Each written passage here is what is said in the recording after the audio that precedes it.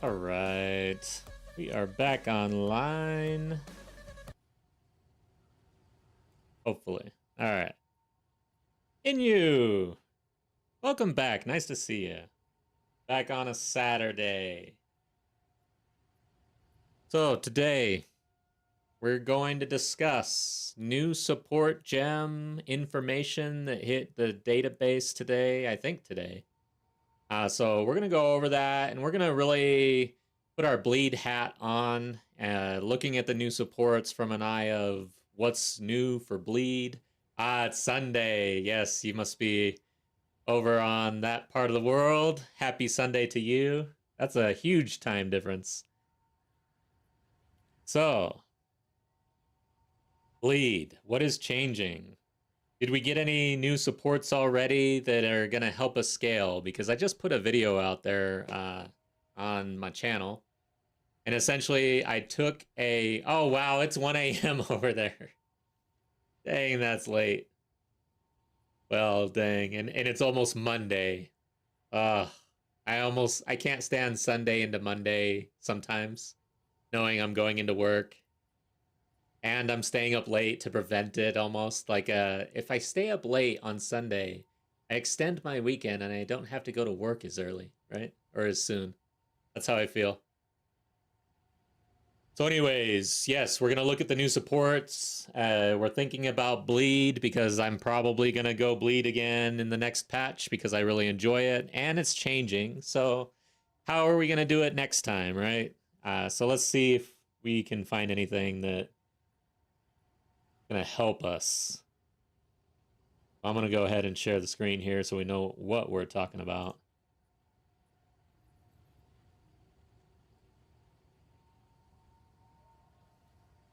Get this over. And I'm going to turn on some PoE music in game just to have something in the background, I think.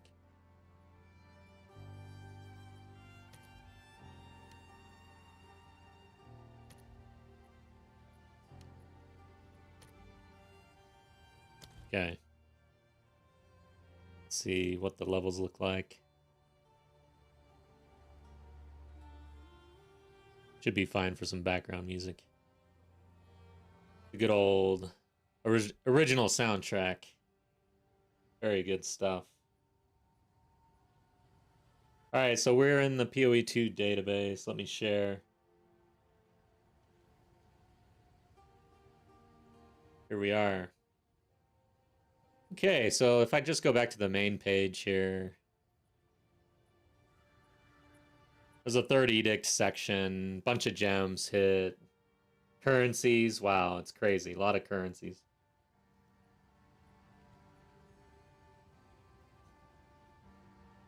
So what we're really interested in, one, I already looked at uniques. There's nothing there for bleed right now. Items, I didn't see anything for bleed. Lineage support gems, like we can look at these real quick. We'll start here, but I did not see anything for bleed. Zoom in. I can't get rid of these ads, maybe. There we go. So Ratha's Assault, supported crossbow ammunition skills, cannot reload. Instead, you're reloading as you dodge. It reads kind of weird for me. Supported skills load 3 bolts when you dodge, and then supported skills load 3 additional bolts. I don't know why they didn't just come out and load 6 for a dodge. I'm not sure what the interaction is there, why. Paquati's Pact.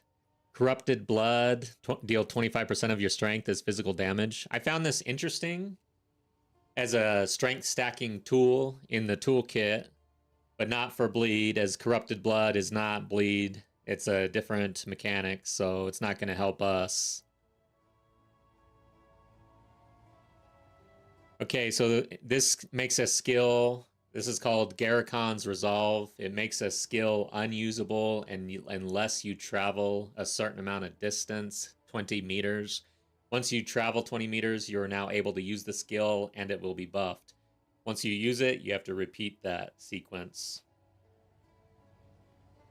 Urgle's Leash. So you gain Unholy Might, you and your minions, and this looks to be minion support. which I'm not very interested in as a bleed main here.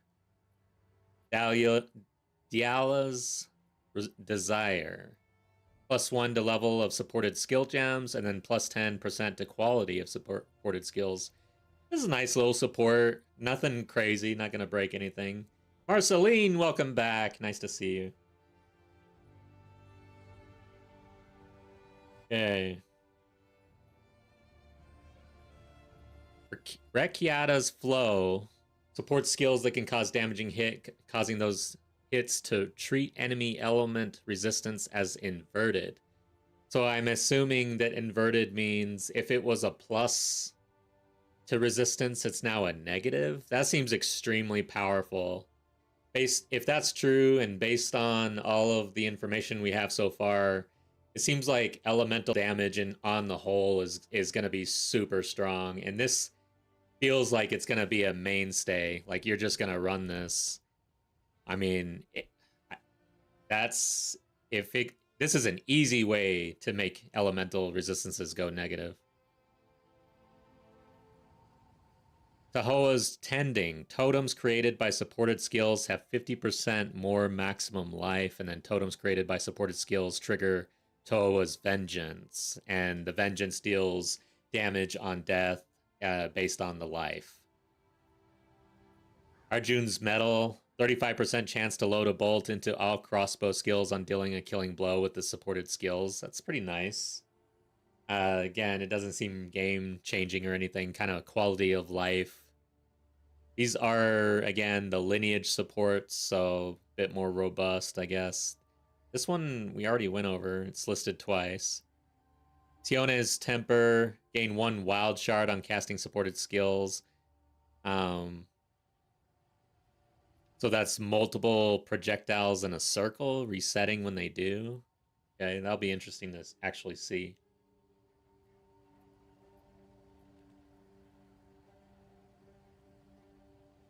Sarako's Refrain. Supported spells echo 2 times. Nice.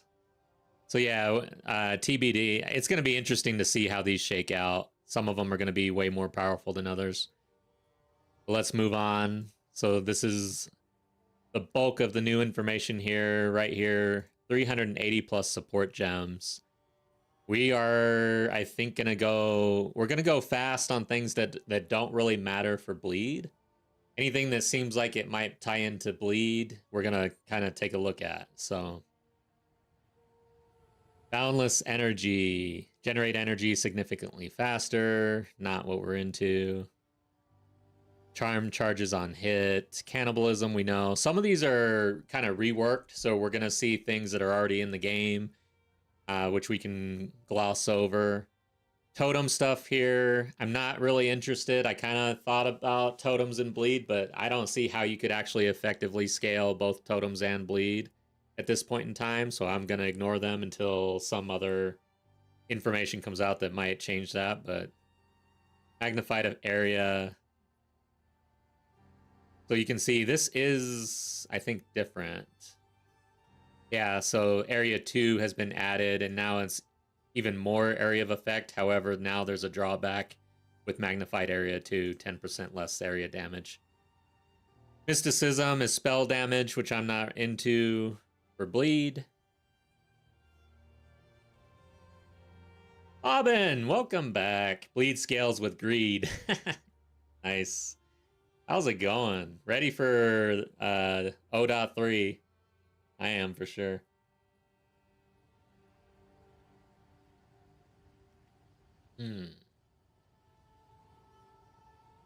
I'm gonna be clicking these ads off so they're not so distracting. Rage Forge seems like something we might be interested in. Support skills that interact with rage. So this is when you're consuming rage.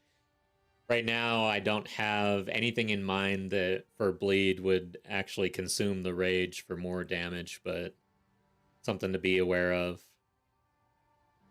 Bobbin's gonna be ready. What's it gonna take to be ready? Are you playing some other game right now?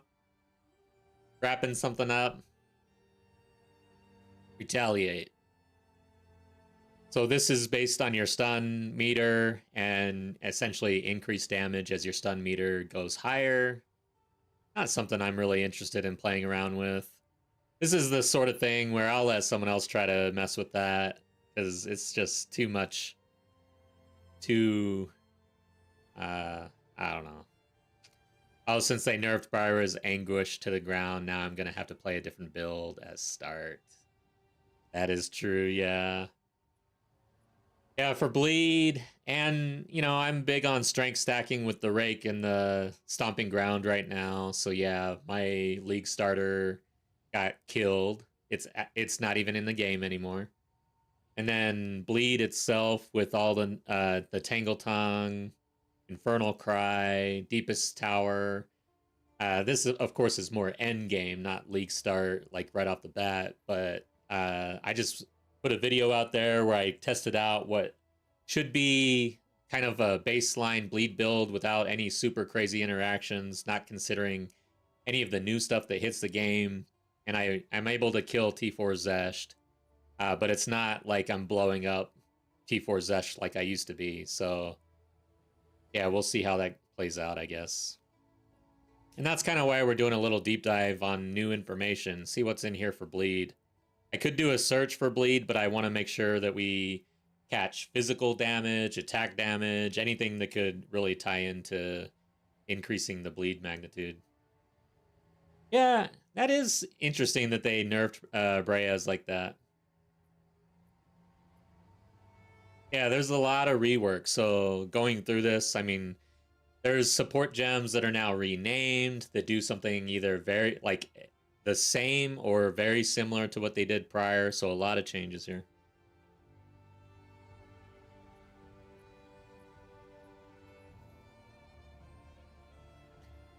Thorn skin. I'm not interested in thorn damage, but 70% increased thorn damage. This is actually a spirit. Wow, interesting. So got a little thorn support here. Vanguard. Gain 4 guard per 10 strength. I don't necessarily know exactly what guard is. I think we might be able to look that up. But since we're focused on bleed, not going to worry about it right now. Actually, we run a shield a lot. Let's see.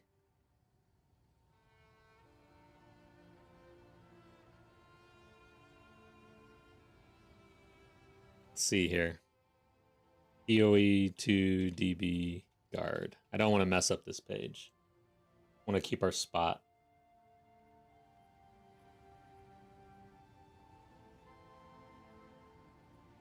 Oh, okay.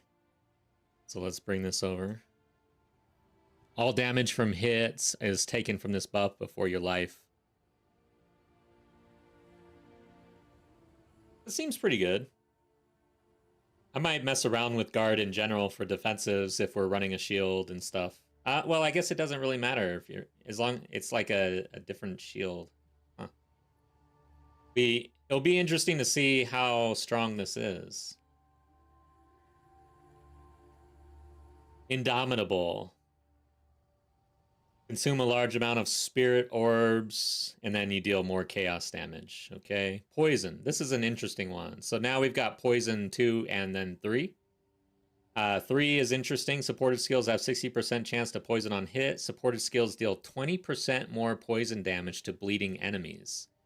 So here we have a interaction between poison and bleed baked right into poison support gem, which now can be inserted into any skill, multiples, right? So, yeah. Let's take notes. I'm going to go to the bottom here. Bleed. Actually, I'll go to the top. I was pasting in some things. I'm going to share this. This is my note. All right, so I guess notes, I don't know what to call it, but basically bleed poison 3 now increased based on bleeding enemy. Interesting. That is kind of interesting. Where's the bullets? Here we go. Alright, so there's our notes.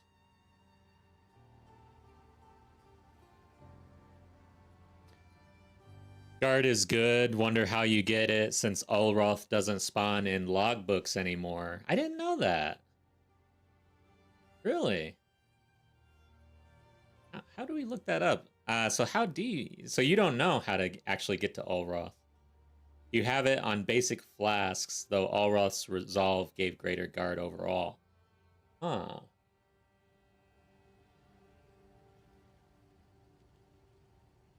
Alright. Redundancy. Support skills that can activate a limited number of effects. Okay, so we're adding +1 to limit here. Immortal Butterfly. Skills consume 20% maximum mana flask when used. Then you deal additional lightning damage. Ambush. Supported skills. We know this one. 100% total critical strike chance against enemies at full life. I feel like... let's take a note. Ambush is already something that people kind of play with build. I never really did, but I saw something else, so let's just take a note. Ambush for crit at full life might be interesting. The reason being, okay, ambush for... My mic is right in front of my damn keyboard, and I can't actually type without looking. So, ambush is interesting. The reason being is now I think everybody for Bleed is going to be reaching for the crit chance, crit damage bonus, because Tangled Tongue has been absolutely nerfed to the ground. So, corroding ground effects created. Expand. Okay, not currently interested in that. 50% increased area of effect, and then curse area detonation delay increased by 30%. Okay. Minions. Elemental resistance. So, yeah, we know this one. Supports any skill that hits enemies, causing it to consume elemental ailments on hit to trigger elemental release. And then I'm sure elemental release must do damage or something. We don't care about that as a bleed main. Elemental arsenal. Wow, supported skills deal 25% total increased elemental attack damage. This is insane. This is new, right? Oh, so this is essentially... what is it called? I can't remember the name, but it's already in game at this level. And now we've got level 3.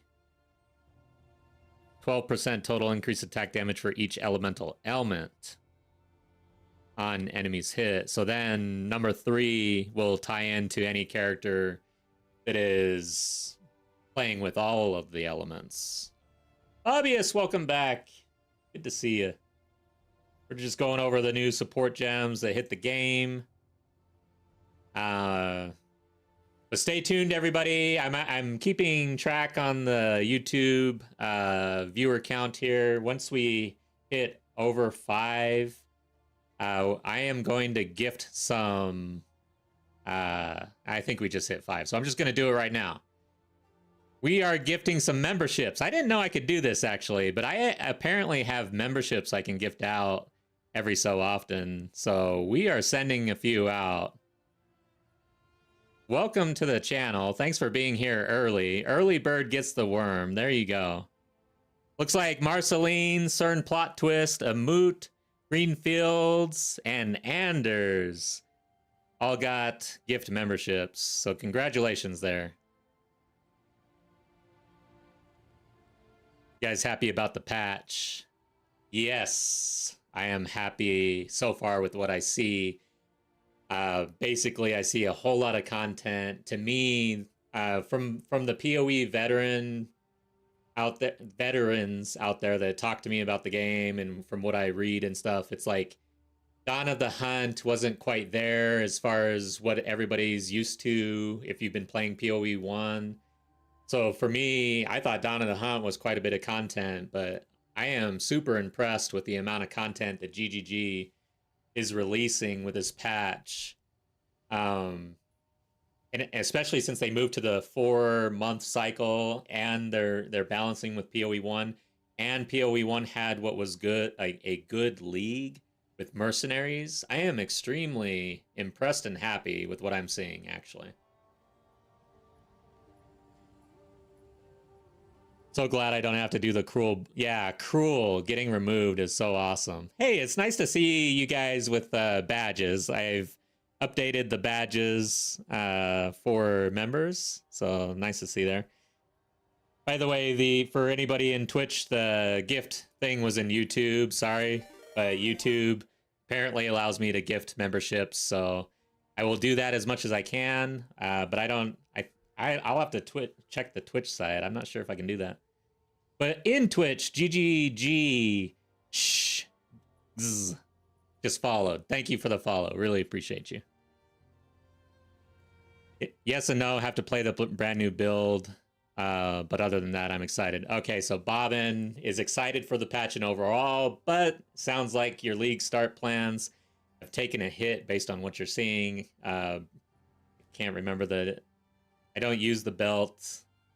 I always have a hard time pronouncing it, but Brea's or something. Brea's belt got totally nerfed. All right, so let's keep going here. Charged shot. Every third shot of supported skills is a charged shot. Charged shot gains 60% of damage as extra additional lightning damage. This is for bows, I think, only. Supports bow attacks. Okay.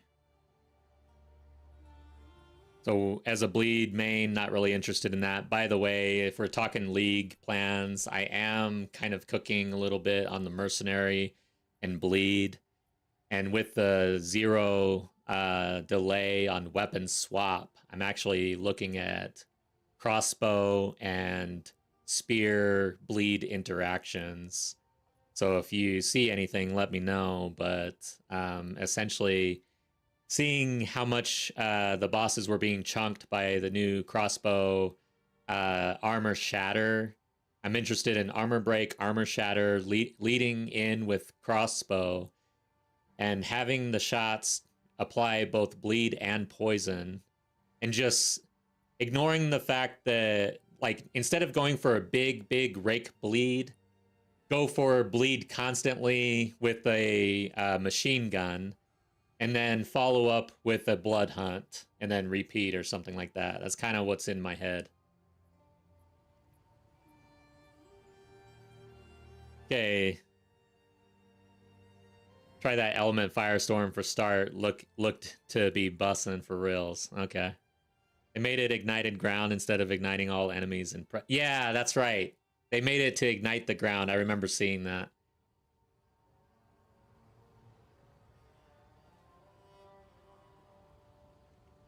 All right. Ancestral Blessing. So this is in the game, but I don't see the difference between 1 and 2 at this point. Oh, can only trigger every 3 seconds. That's pretty nice. So Ancestral's Call has an updated version, level 2. I'm going to put this one in the notes, I think. Ancestral's Call is something I can see using as a support gem in some form or fashion for bleed. I already use it basically on some builds for bleed, so might as well make note of that. Let's see here. So I'm just going to go like this. And we'll just paste in Ancestral's Call as something. Firestorm's AoE looked ass without the boosted size from the elemental charge, though. Yeah, I'm a little scared about the warrior stuff. It kind of seems like warrior's a trap all the time. It looks really cool. Like, I'm always super impressed with what I see on Warrior, and then when I get on it, it just feels a little clunky. I don't like Perfect Strike. There's a lot I don't actually like about the Warrior when I play the Warrior. Mainly with mace skills is what I'm saying. Because lately I've just been going spear on anything that's in the bottom of the passive tree. Okay, so Foresight is just a straight up 15% total increased damage. That seems like a very easygoing addition that is useful across the board. So let's put that down. Just gonna put it at the top. Okay. By the way, guys, let me know if audio or anything needs a little tweak or something. I've got music playing in the background from the game. Ice Shard, not interested as a bleed character at this point. Glacier. Actually, one thing about it is figuring out how to get frenzy charges and stuff. If there's more freeze support, it seems like freeze is going to be super easy to pull off. So it might be something with Spearfield. I did play around with this on the Infernalist in Dawn of the Hunt, and I ended up making freeze off of Spearfield my go-to for frenzy charges. And it felt really good because everything was freezing, blowing up, and then also I had tons of frenzy charges. So if it is really easy, maybe, yeah, you add some cold to the bleed. However, you want to be careful because bleed scales off of your physical, unless of course you're a blood mage, which, yeah, I'm probably not going to do right off the bat. I still have not played the blood mage. I've played bleed on warrior, mercenary, huntress, and sorceress. However, my sorceress was an infernalist. Yeah, I'm starting in hardcore solo self-found for the league start, but I get one chance. If I die, unless I die like in Clearfield or something, or Clearfell. If I die there, then maybe I'll restart. But essentially, I get one shot because that character is gonna transfer over to trade once it's dead, in order for me to play the league start with the guild. Because I'm going to be very interested in managing the guild and making sure that we're having a good time during the league start when everybody's active. Once everybody starts kind of falling off and activity falls off a bit, then I'll jump back into HCSSF. Cold penetration, cooldown recovery. I don't have any cooldowns at this point on any of my bleed builds. Ruthless, 30% chance not to consume empowerment stack. Sports Warcry skills. Infernal Cry got the nerf, so I'm kind of writing that off for bleed. Hardcore for me is a bore. Dang. Oh, I thought you were saying like you just breeze right through it, no big deal. But you're saying you don't like the game mode at all, really, just dying and losing your character. All right, here we go. Flay support. So this is in the game, and for some reason I can't think of... Let's go in the game real quick. Deep cuts. So right now, 75% more magnitude, 25% less damage. Let's see what it was in the notes here. So 75% stronger bleed, and then 25%. So this is what's in the game. Now we have a level 2 where it goes up to 100% and then 30% less total hit damage. So for an extra 25%, we have to give up another 5% on total hit damage. She'll be probably worth it. Might as well add Flay support to the notes here.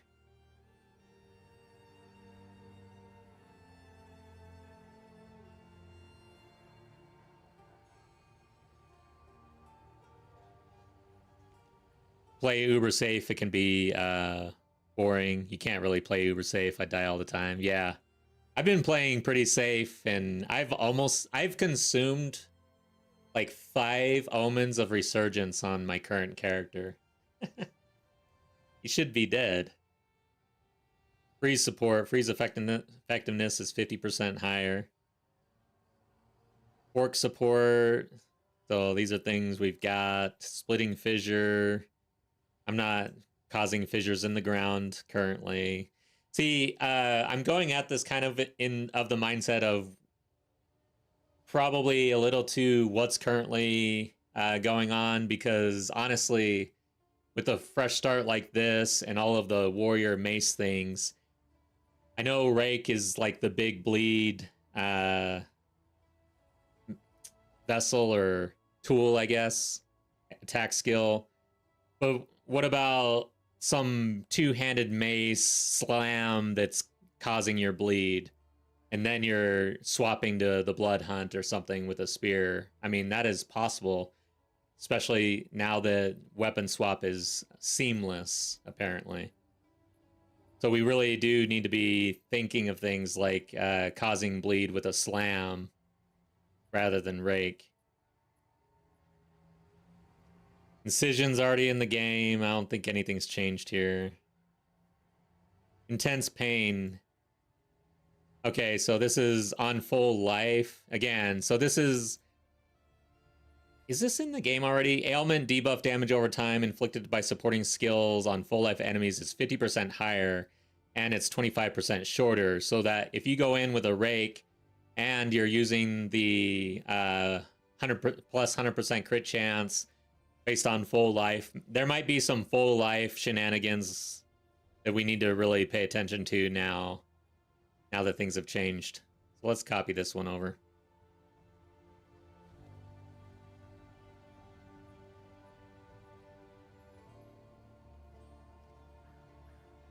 Yeah, but that's for spells. Oh, let me check. Intense pain. Might be lagging on chat a little bit. Ailment, I mean, there's nothing in here that really says elemental, ailment, or spells. Bleed is an ailment. Upheaval. Melee attacks that create fissures on the ground, causing them to create additional fissures. Okay. I've never really played around with fissures. Extended fuse, so longer detonation for more damage. I'm not interested in that. Wind of Aid. Cooldown, additional cooldown charges. Haven't been in the bleed builds. Heavy blow. Okay, total maximum physical hit increased by 30%. Do we have this? Let me check something real quick here. Heavy swing. 35% more physical damage, 10% less attack speed. Yeah, I think this is new, or a rework or something. This is straight up benefit at 30%, no drawback. So this is good. This helps us.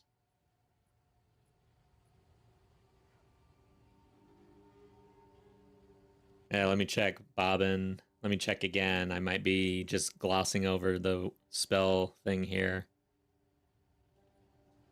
Oh, spell. Yeah, I see it. So it doesn't have the attack tag.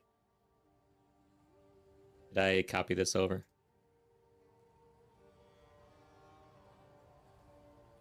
Yeah, there it is, spell. Okay, thank you for that. Took me a while to see that. Well, that sucks. I hate when I see something like that that you feel like should be across the board, but is specific to a tag that isn't what you're into.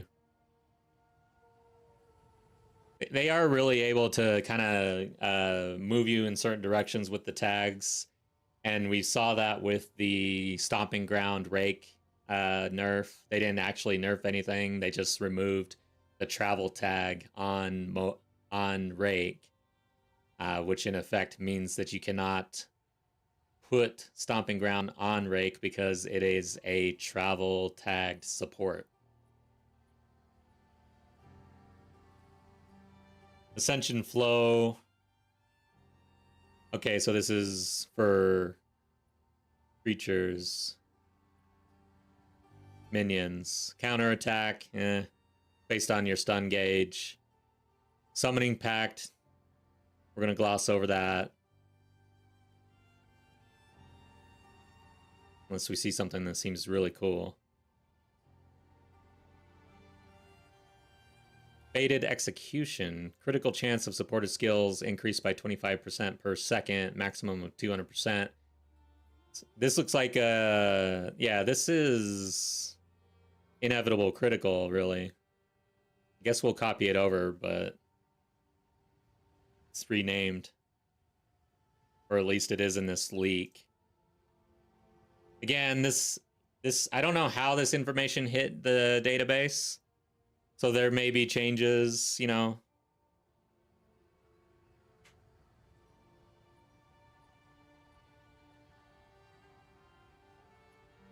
Okay. Fragments. We're not really generating fragments at this point. Fortress. Well, yeah. We'll see. I am interested in armor break. So we'll see about that. Fortress. Support skills that generate a line of walls, causing them to instead generate circular. Oh yeah, so Fortress. And then level 2.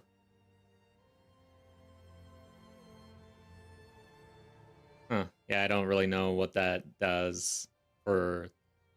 I know that there's a new wall skill or something that I saw in the teaser. You can hit search and type bleed. Yeah, but we're gonna miss physical. I could search physical, attack, and bleed, probably.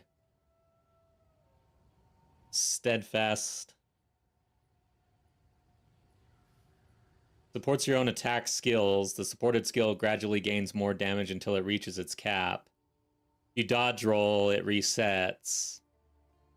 1% per second up to 20%, then 2% per second up to 20%. So this rewards not dodge rolling, but it does buff attack.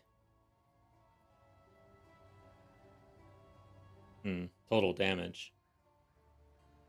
I guess we'll put that in. Obvious.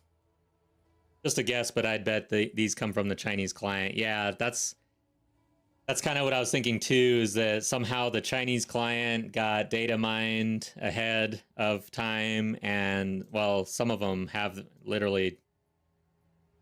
Yeah.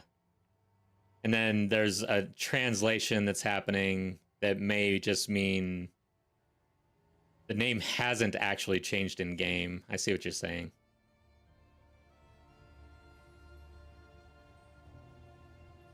Steadfast. Okay, we got that one. Resilience totem. No, not interested in totems. Multicast. No. Perfect timing. No. Zenith. I can see something like Perfect Strike or something like... it already exists with the bows, essentially adding a poison or a bleed to that instead of using Rake. Rake has been just super strong and easy, but now that there's been some changes, it might be that people revert back to something like that to actually apply the bleed. So something to be mindful of and looking for. Zenith. Spell, damage stuff. Okay, so we're at Adept combo, yeah. There's a lot here. So we're gonna do the search for bleed first and see what happens. Let's go up to the top. So the poison one we already have. Flay we already have. Incision we know about. Rend. Okay. There's a level 1. Okay, Ren. Supports your melee attack skills or triggered melee attack skills. When supported skill lands the final blow on a bleeding enemy, it creates a red shard. Collecting red shard temporarily increases your life regen rate. This might be something we could break. Life regen. Just how much? By 10% for 5 seconds. Up to a maximum of 100% increased life regen rate. Hmm. So some sustain here. Let's go ahead and copy this over. Might be interesting.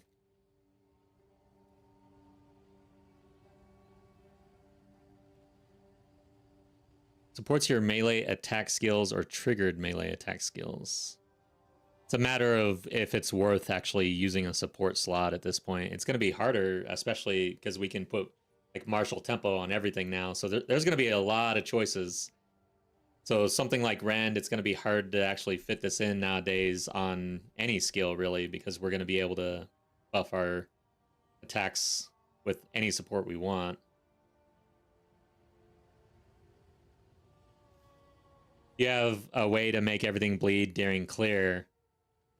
Spearfield, basically. So Spearfield would be the way to go about this.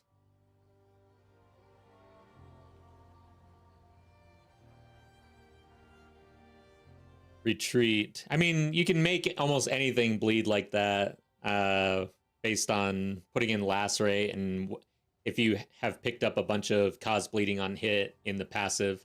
If you have actually gone into all those passives, eventually everything causes bleed, which is probably the way we're going to have to go. I stopped going that route. I got really particular in the passive tree.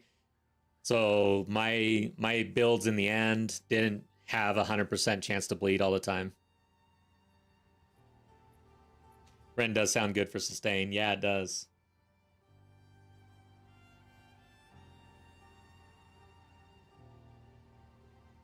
It does say that under the last gem. Oh, it literally says that there was some translation stuff. I didn't see that. This is a stream about reading. I hope I'm doing an alright job of reading things. Alright.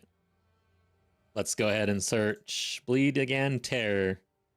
Supports your melee attacks or triggered melee attacks when the supported skill lands the final blow on a bleeding enemy, causing a defeat effect. It has a chance to trigger twice. When supported skill defeats a bleeding enemy, the defeat effect has a 50%. What the hell? Huh.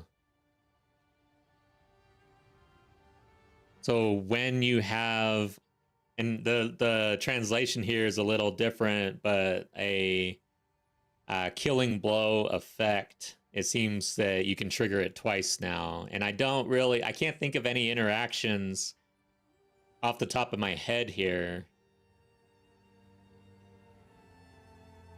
Plus, with bleed, I'm always thinking on a boss, on a unique. So, yeah, I'm not really thinking this is super great for us. For wave clear, maybe it turns into something. I'll copy it in. We'll copy it in just because. Oh yeah, here are the translated skill descriptions. Okay. So we will copy that in. And then keep going for bleed. Broken. Supports skills that hits enemies. When supported skills hit heavily stunned enemies, bleed effects become malignant. Malignant might mean something. It might be aggravated. I don't know about the term malignant. Let's go to the database and see if it exists.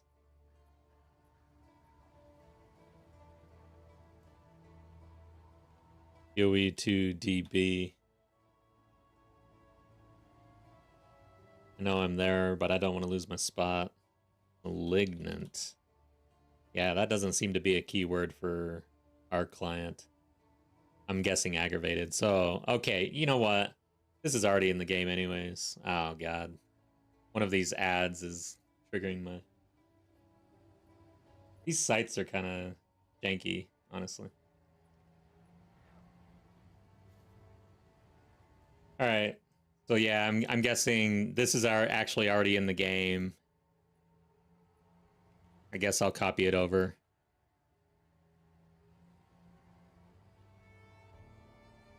It's kind of weird that they bring in something translated that's already in the game. So we're kind of having to decipher.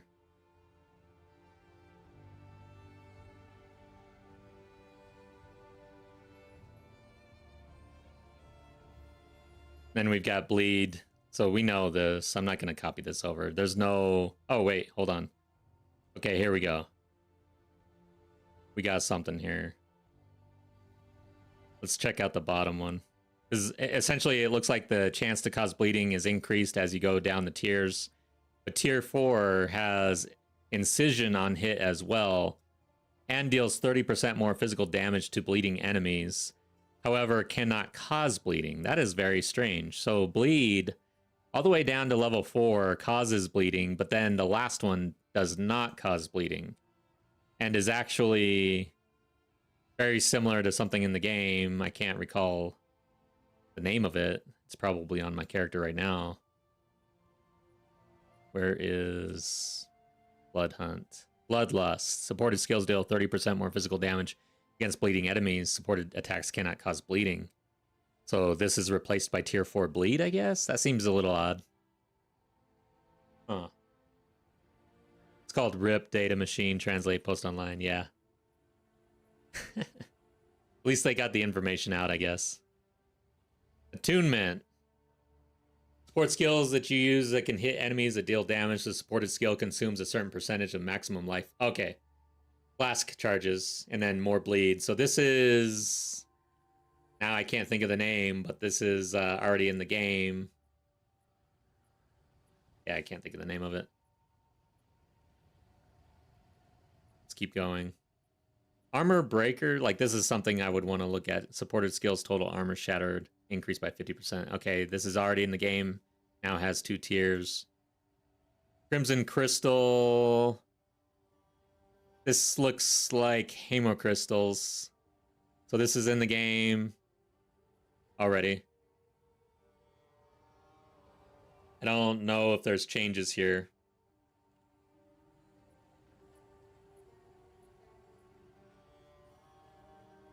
We used that already. Poison, we already looked at. 20% more poison to damage to bleeding enemies. Find it interesting that in the Poison 3 that it's baking in a interaction between bleed and poison, so I will definitely be paying attention to this. There's already players out there who have built their bleeding builds around interactions between poison and bleed. So maybe this gets better. Plus, poison is getting better. It's going to be easier to apply poison. There's also some new supports that tie into poison. There's the one that puts pustules on the enemies somehow.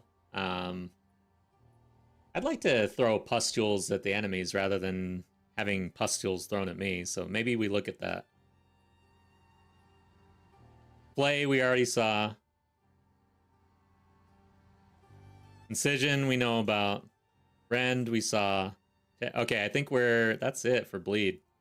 This is going through everything again, right? So let's do physical.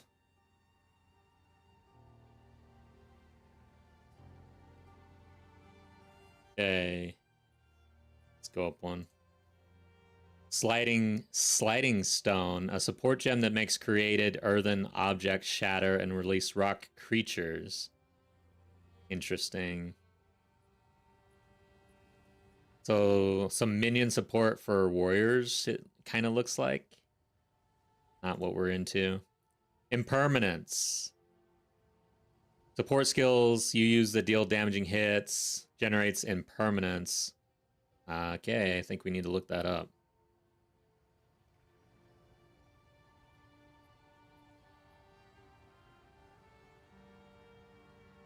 PoE2 DB impermanence.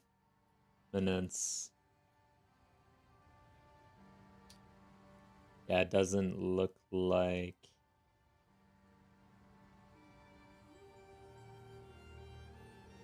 Yeah. I'm not seeing a definition there, so unknown what that does at this point. Okay. Power of impermanence. We're gonna want to know what impermanence means, I think. Machine translated names terms, yeah.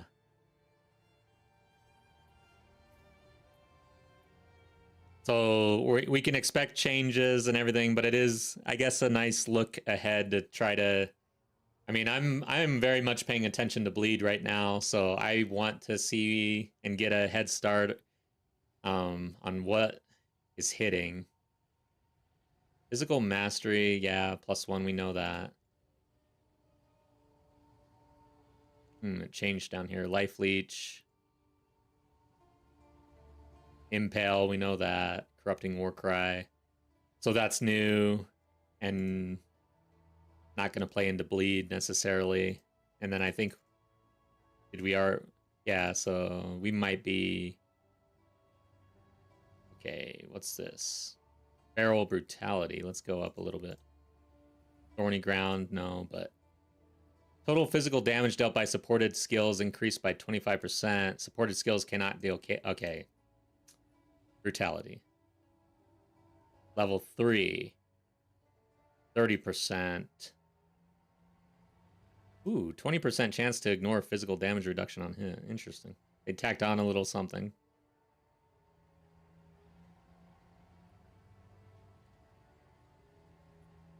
Caltrops. Tremor Warcry.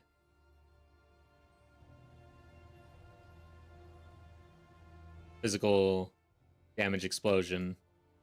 Probably, I think this is already in the game. Mana Leech.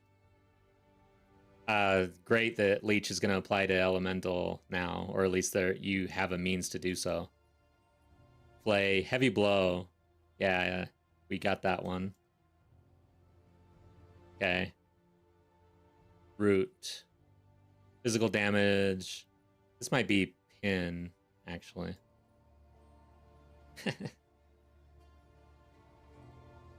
Alright, so now let's do attack, I think. Did we get through everything? Heavy Swing. Okay, so Heavy Swing is still in, and then there's that other one at 30% with no drawback.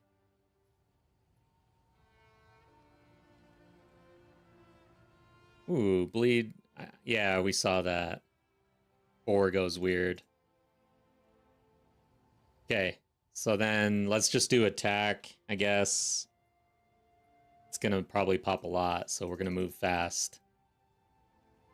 Burning Rage Warcry.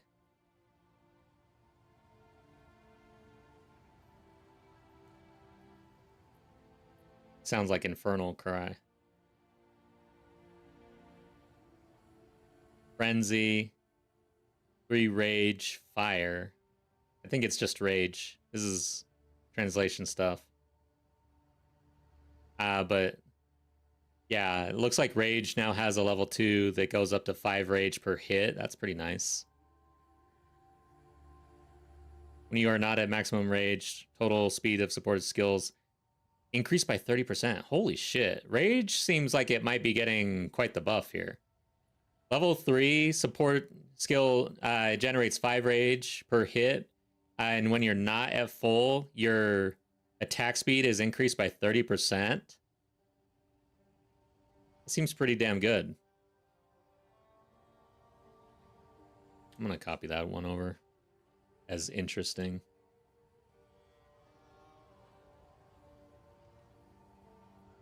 Some for physical damage over time or damaging ailments. Yeah, I didn't see any really. We might want to search ailments as well, right? Okay, let's go down. Yeah, ramp up is going to be fast for Rage, it looks like. Sacrifice. Fire. Okay, not interested. Life Leech. Climax. Supports melee attack skills. Yeah, this is already in the game. Generate combo. Affinity. Yeah, that's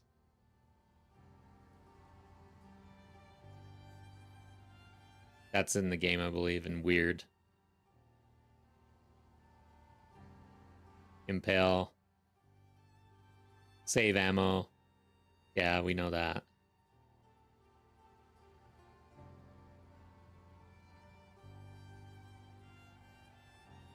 Okay.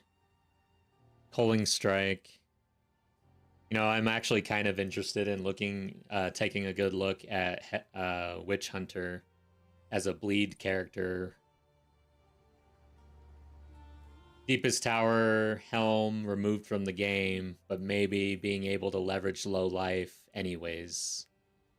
Because we all saw how very strong that was on bleed.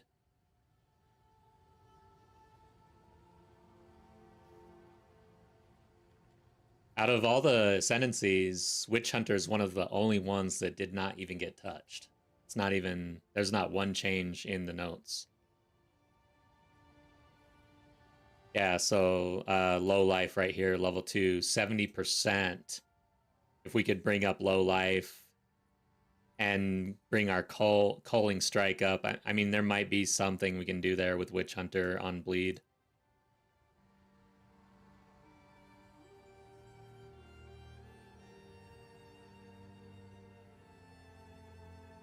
Okay, Armor Shatter. Support skills that hit enemies with attacks causing hits to shatter armor. Equal to 15%. Yeah, this is the one that was highlighted in the reveal, I believe, right? And the shattered armor was doing quite a bit of damage. Like, once it was shattered, it's essentially storing damage for the next hit over and over again. I think that's the same that we saw. I'm going to copy it over. I think it's interesting for bleed. I am interested in looking at crossbow for bleed, honestly. And poison at this point. I have been kind of cooking on the league start, but I'm not quite there yet. It's just all swirl in my head. Which ascendancy was it that has a keystone that makes cursed enemies have a minimum 14 reserved life?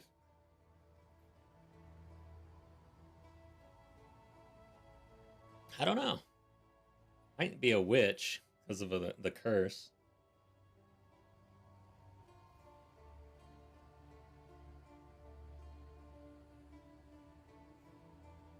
A minimum 14% reserved life. So trying to bring that low life down, I guess, huh?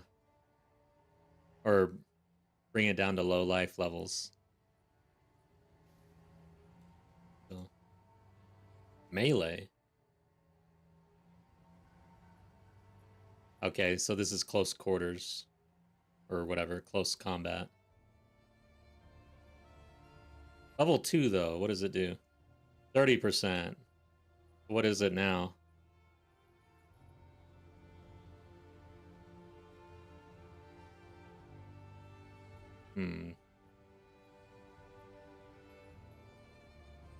Close combat, 25%. So at level 2, we get a little bump here to 30%. That's interesting.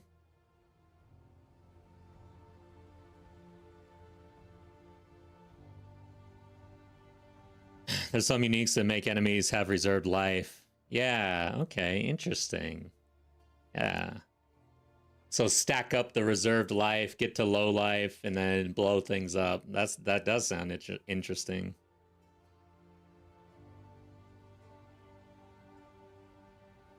Close pursuit. You have dealt damage with a projectile. Oh, so this is going back and forth between projectiles and melee. Which would be kind of interesting if you're playing with a mercenary with crossbow and spear.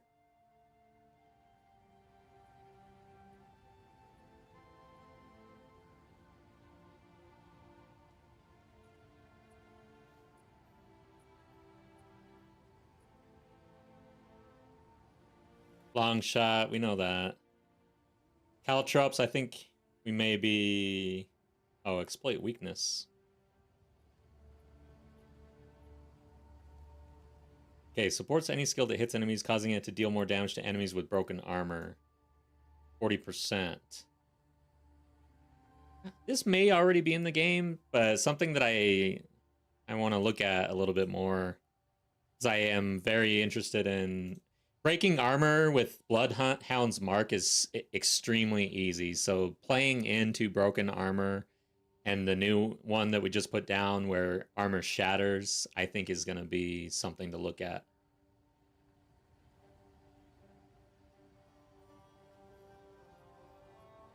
Spirit projectile. Supports bow or axe projectile attacks. What the hell? Okay. You know what's sad?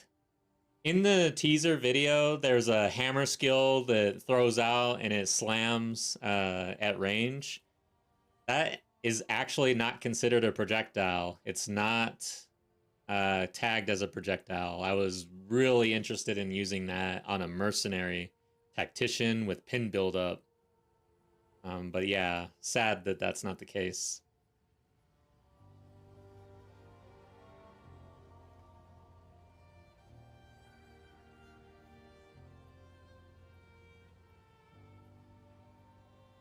Oh, we know this one. Okay.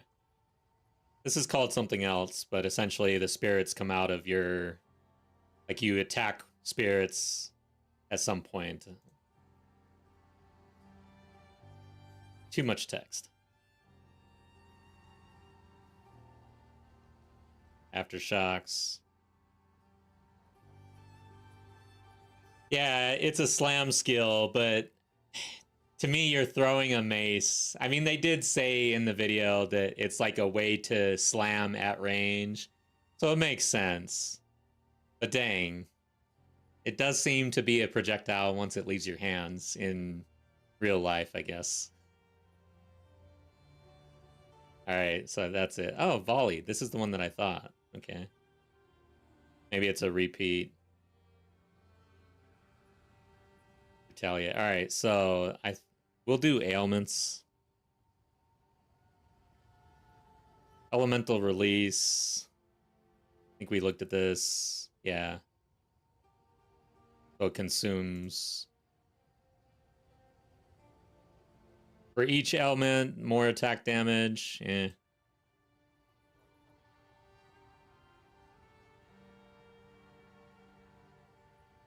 Withered touch. Intense pain. Here we go. We already got this one.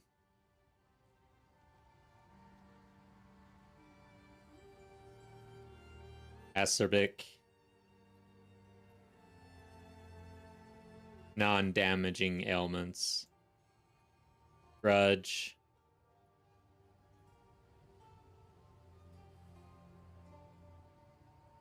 Total chance to inflict. We're not worried about that. War Fist. Ooh. Hold up. What's this? Attack melee slam. Ancestral blessing.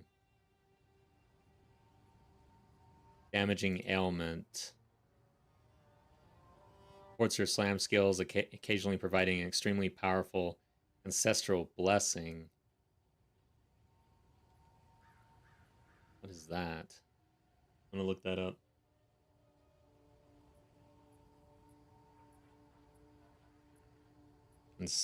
Oh, again, it might be a translation issue.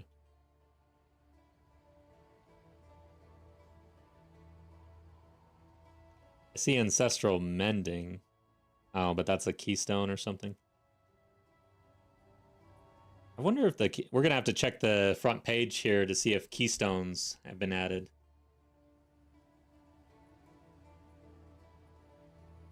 Okay. This is interesting, the fact that it has a tag as an ailment and is a slam. I am going to copy it over as something interesting to look at later once it comes out.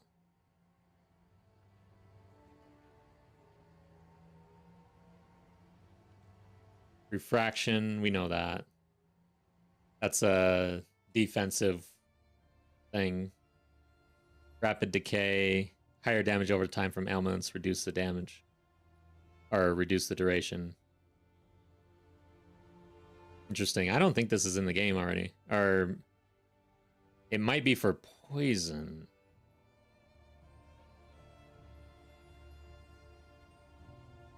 Level 3. If the duration of supported skills is less than 1 second, total damage over time from ailments inflicted by them is increased by 50%. Total duration of supported skills and damaging ailments inflicted by them is reduced by 30%. Weird. put this on is interesting and something to look into.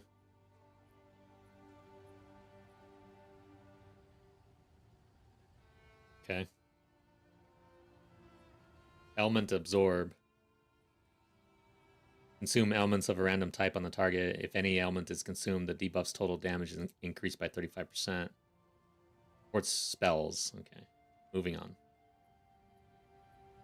Alright, yeah, I think that's it. Elemental release. Alright. So there you have it. Let's go check and see if there's actually keystones here. Ugh. Go away.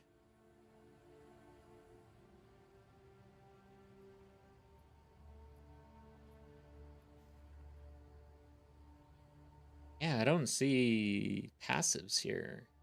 Thought they released some already, so I would have thought they would have passives.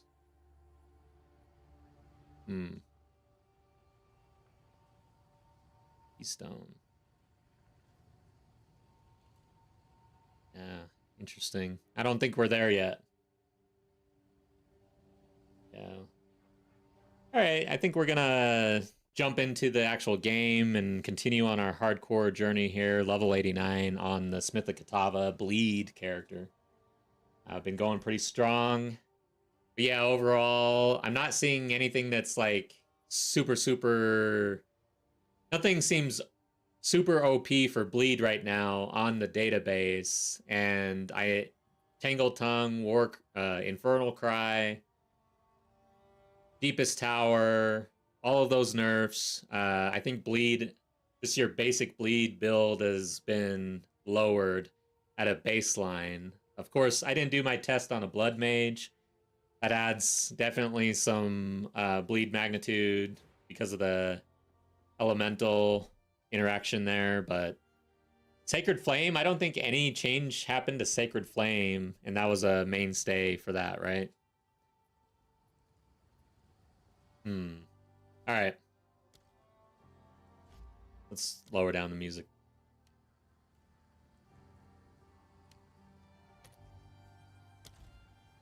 Okay, guys.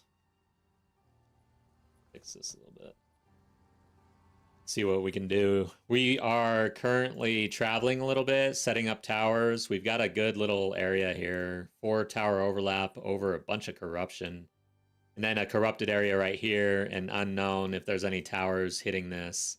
So we are getting set up to settle in and do a little farming for XP mainly. I think we're going to focus on that rather than currency, because we want to hit our levels. I have not influenced this yet, it looks like.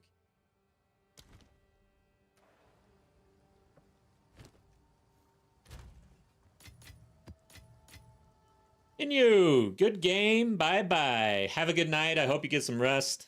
Take care. Good to see you. Actually, Sacred Flame was worse for me than a good wand on a former Brea build. Interesting. I ended up using Sacred Flame a little bit on my Infernalist Bleed build, and that was pretty cool. Bleed was actually just to turn Blood Hunt online for a big Blood Hunt. And actually, I was igniting with Blood Hunt to finish the boss. Honestly, I wish I fell into that a little earlier in League, because it was really fun. The one issue with that Infernalist and going that route was the fact that that crit node makes it so you have constant damage, which means you cannot use Energy Shield. So being on that side of the passive tree, not being able to use Energy Shield was kind of rough, actually. So that was the one issue that I was kind of working around when I was doing that. And wasn't running a shield because we had Sacred Flame. So yeah, overall, a bit dicey sometimes. Had to really go in on evasion, but evasion on its own is not strong. Wow, that character would really benefit from deflection. So everything remaining the same, I could actually rebuild that as long as we can get bleed to bleed enough to turn on Blood Hunt. We would now have deflection and a bunch of evasion, and then maybe there's some new life stuff where we could pump our life pool. So yeah, that's on the table.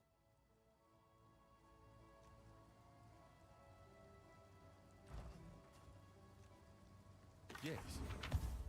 Hello. I'll be here. All right, maps. Let's warm up a little bit. We'll do a 12. Just do this. Where are we? So, oh. We could do that actually, right? Looks like that's what we want to do.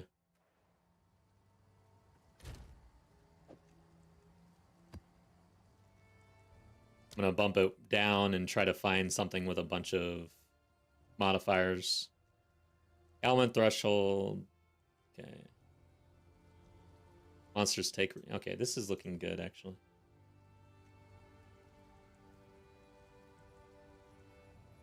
I don't really have many exalts to burn on waystones here.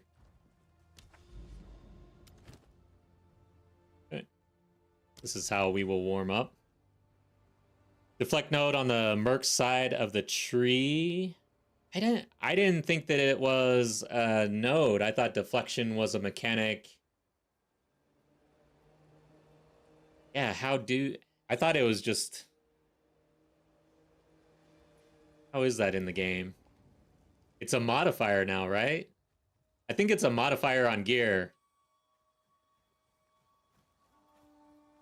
And yeah, most of the nodes are probably going to be bottom right of the tree. But on that Infernalist, my build essentially went that direction completely. So no real issue.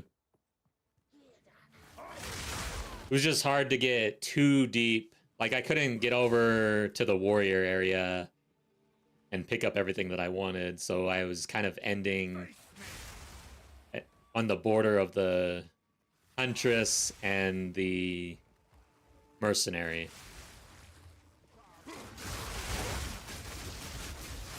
Alright, somebody's doing some damage up there. What are you doing? Enjoy Lightning Spear while it lasts. So yeah, in that video that I posted, kind of testing out the new Bleed baseline without any buffs, because can't really test that out. Man, I took Lightning Spear off the bar and had a real hard time actually getting to T4 Zesht. I was basically having to rely on Spearfield, and those mobs in T4 Breach, whatever that is called again, they're pretty brutal.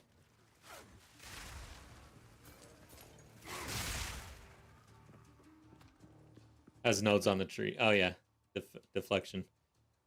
I'm very interested in playing with deflection. I'm leaning mercenary. I want to take full advantage of deflection. I'm just looking at my like this character right now. 66% armor, 66 evasion, 65 block. Add some deflection to that. And maybe add some resistance mitigation or elemental mitigation through armor. What the hell? Like, I feel like that side of the tree is going to be extremely tanky.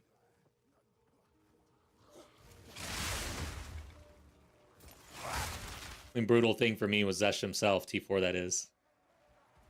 Yeah, I guess with Brea, huh? You were just blowing up this multiple screens. Brea's build. Watch out.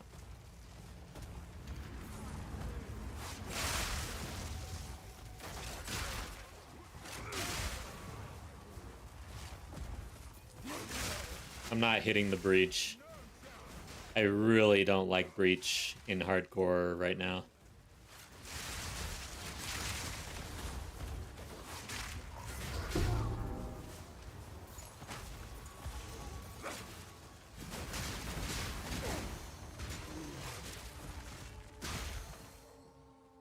But yeah, I think for my league start, I am leaning mercenary, and I'm going to weapon swap between crossbow and spear and shield. And I'm going to use the new shield charge with Stomping Ground. I'm going to try to strength stack a little bit if I can, in order to make that as strong as I can, knowing that I'm in spears, though. Well, like, the spear and the shield in the beginning is probably just going to be for the shield charge, really. I'm not going to go into spears. But in the end game, probably make more of a switch into spears for bleed, depending on what we can do with the crossbow and bleed and poison. That's kind of my idea. Immune to fire. I don't think we care about that. I always love a good Or cold damage.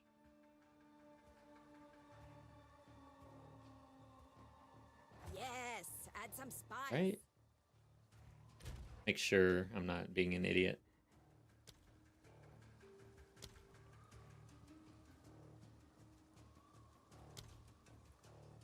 This lightning spear.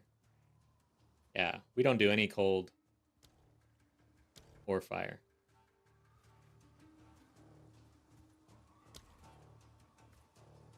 I don't think I do life leech either. This is a pretty good little... Hey, we do not want to touch this one. I would die. Yeah, I think probably it. Now let's go this way.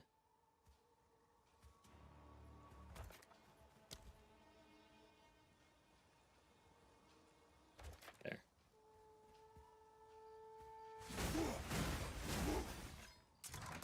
Rarely died in maps with the Brea's build. Man, you sound kind of... I can almost feel the sadness because of the nerf to your build. That sucks. I hate it when that happens, man. Your plans get derailed.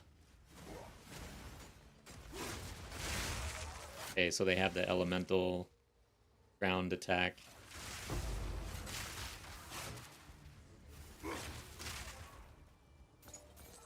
Always fun when you see this one will 100% kill me, everything else is fine. Yeah, exactly. That's why I really love Expedition for hardcore and solo self-found. Like, I think it's the best mechanic.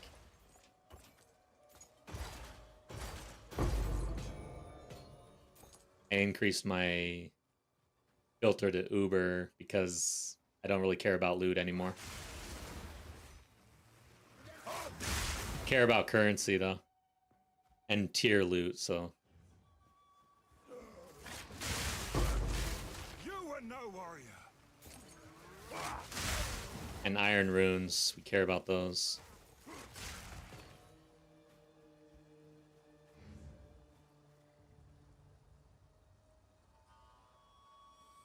Okay, 1 second, guys. Need to check something real quick. Okay.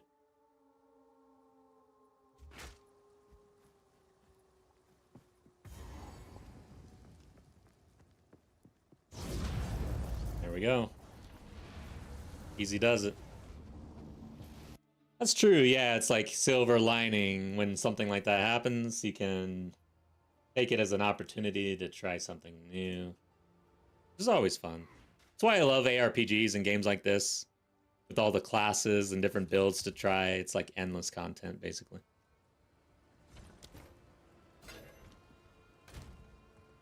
Slam this thing. Nothing.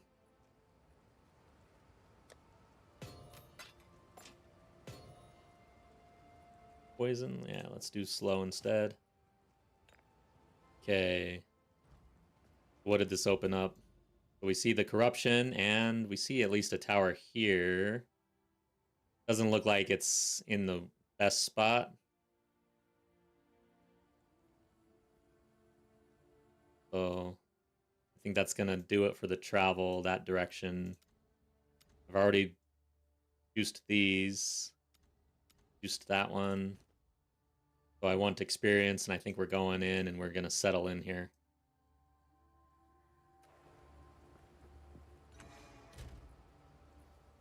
Fragments.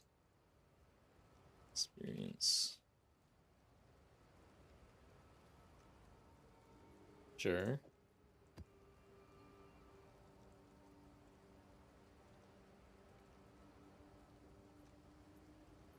Yes.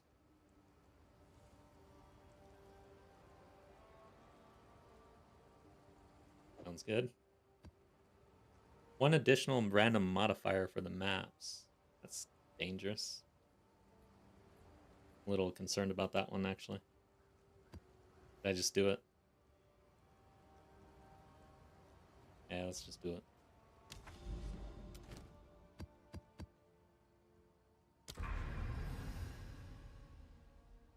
Where's the experience gain? 53% increased experience gain. Nice. I'll have to really... Oh. And the modifier, you have to actually go into the map to see the modifier? That is bullshit. I guess that's what's meant by random. God damn it. I don't like that. I gotta turn these online, so I gotta travel that direction before I go through the corruption. So I want to go this way. So we're gonna have to pay attention to that modifier, man. That kind of sucked. Didn't see that coming. We'll do 14s. At this point in time, I'm not really going to juice maps for rarity and stuff. It doesn't really matter if I run the rarities.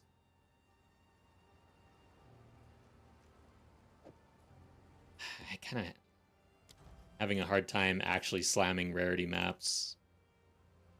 Can't buy any though, so yeah. It is what it is.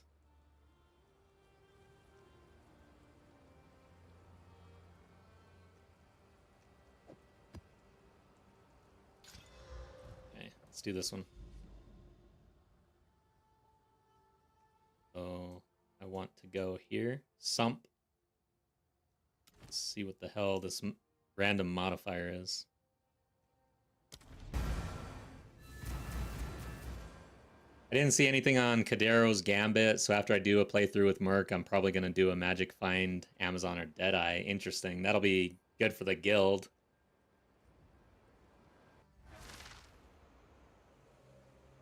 Alright, so what is the modifier here?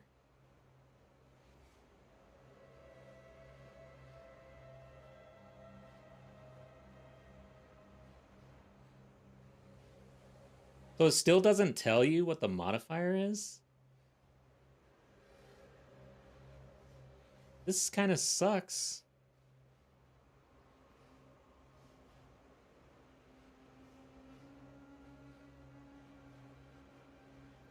I'm a little concerned. Feel my wrath!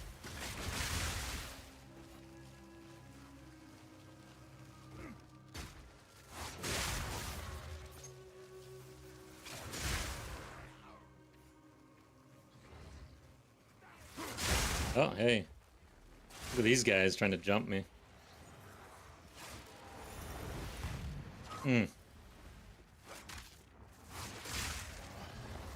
Great. Oh, wow. Jesus Christ. You asshole. Oh my god, you... God damn this mob. Holy crap. He is beating my ass. Shroud. That dude in particular with Shroud, Temporal Bubble, and Volatiles. I knew it!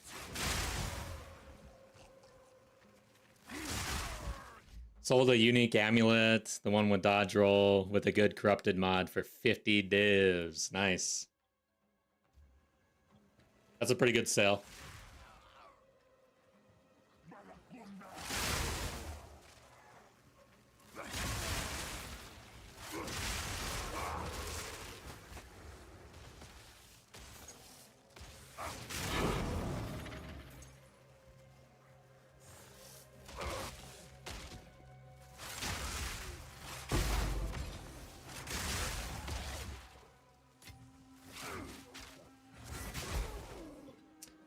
Have a good Tangle Tongue. Will be even more valuable now that it's been nerfed.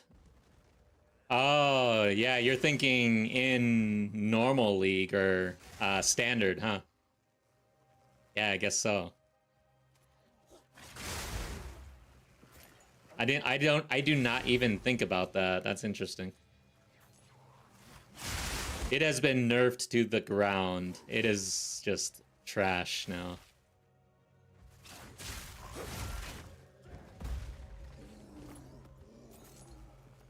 Why do they have to nerf things to the ground like that? Why not just 5% lower or something? I don't know.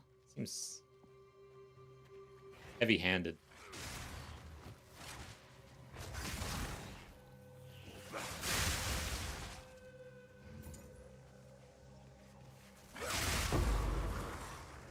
Yeah, Dawn of the Hunt now, but yeah, carrying over different things that have gotten nerfed into standard and then selling it there. I doubt that I'll ever really get involved in any of my standard characters. I actually went through and deleted almost all of them just now today. What is that? Alright, so I missed a rare over here. Probably need to go this way somehow. Where's Sprint when you need it?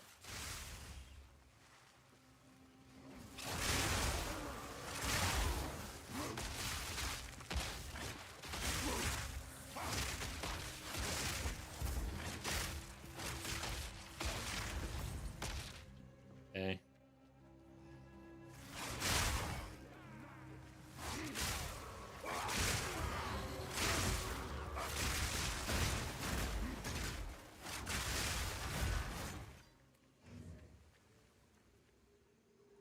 When they cook, they cook. When they fry, they really fry. That's a good quote. And it's true.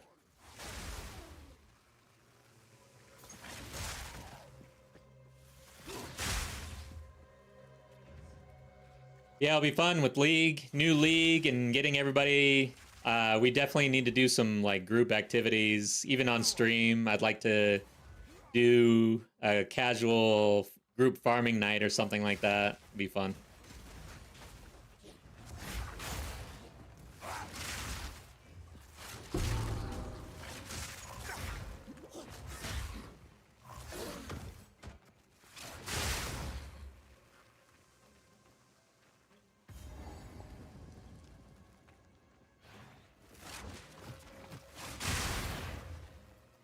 Yeah, I'll need a little assistance on how to manage manage a ARPG guild. I'm still pretty new at that. I don't really know what makes a good one other than having active players who talk about the game. Mainly, I feel like with an ARPG, a lot of the guild benefits or content are actually like in Discord, honestly. Other than just having a stash that's well maintained and helpful for people, and then some group activity sprinkled in. I mean, there are some players who are probably like super into group mapping, but I feel like most ARPG players really aren't super into group mapping. Like, it's just a thing. It's just my take, though. All right. It's break armor. Do that.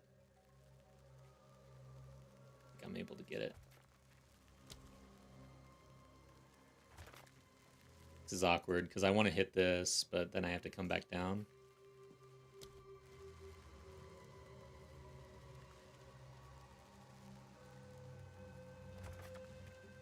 That's not the greatest here. Kind of sucks, actually. Whatever.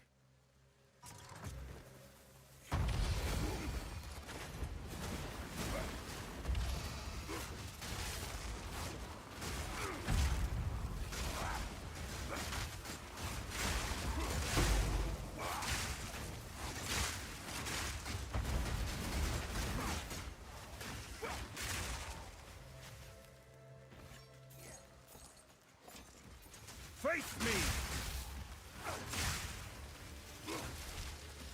For the cowgirl!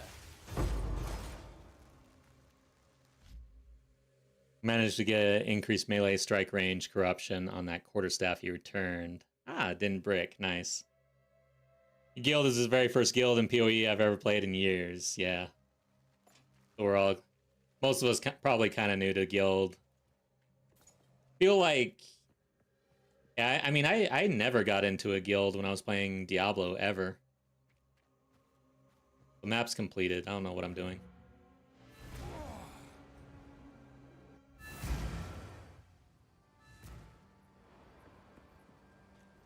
All right, guys, so I'm gonna go ahead, and today was the day I figured out how to actually gift memberships in YouTube. So for the YouTube viewers, today we're sending out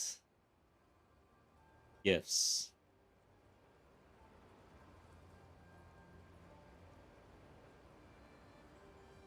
Let's see who's lucky. Syra, Bobius, yay, Thomas Grimm, Triforce, and Radifan. Congrats. So that's all the gifts I can hand out, at least for a month or so in YouTube. I don't know if Twitch does something similar. I hope that'd be nice. I need to look into that though. So now everybody who got memberships gifted, you now can use my new emotes, which I'm super excited about. I'm gonna put one in chat actually, because I am so happy with the way these turned out. Just was working with a graphic artist, or an artist in general. Really good. Super easy to work with. And here, I'll put this one in. This is my read more, or something's important, or you missed a green item emote. There you go.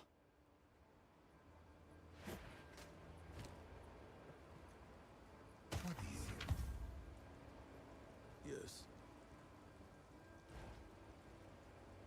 Hey. On-kill effects happen twice, so that's basically what we saw as a support gem. Not sure if that's new or in the game already, honestly. Okay. Maps. Stick with it. Run this one. Rust Bowl. Yeah, the way you juice experience is changing in the next update. The way you juice waystones in general is changing. So it'll be always a negative modifier, but then you'll get plus to rarity, or plus to density, or plus to waystone drop chance, or all three or something. Basically, that's the benefits you get for increasing the difficulty of the map. Missing from that is experience. So you have to juice experience through your tabs. Now I'm thinking, waystones currently, you can put experience on waystones, right? Has it always been that way? Now I'm confused. Wow, that guy wanted to kill me. Oh my god, he really wants to kill me. He dead yet?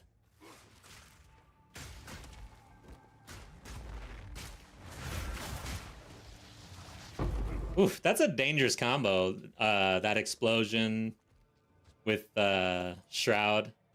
Or, yeah, I think it's Shroud. There's surely a mod that increased experience gain as well. Yeah, that's what I thought.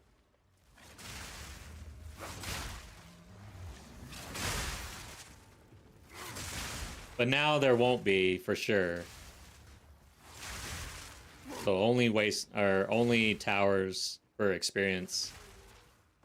But I mean, for this one, just in this HCSSF with...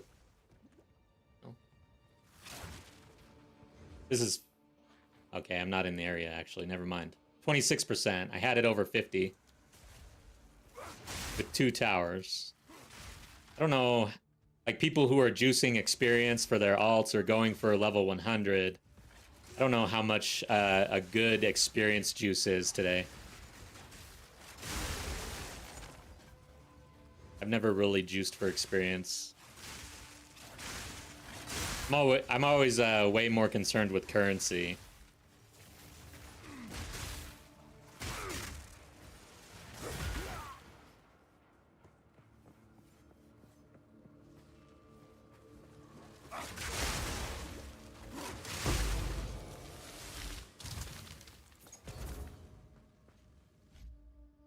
Popped an essence group open, game stuttered, got surrounded, then slammed by Silverfist while body blocked.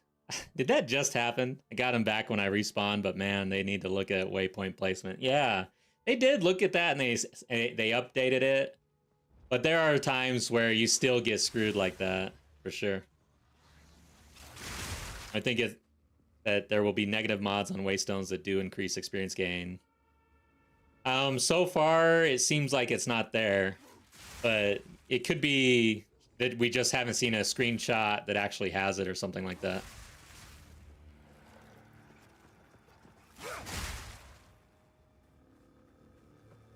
I'm thirsty. The room's starting to get hot.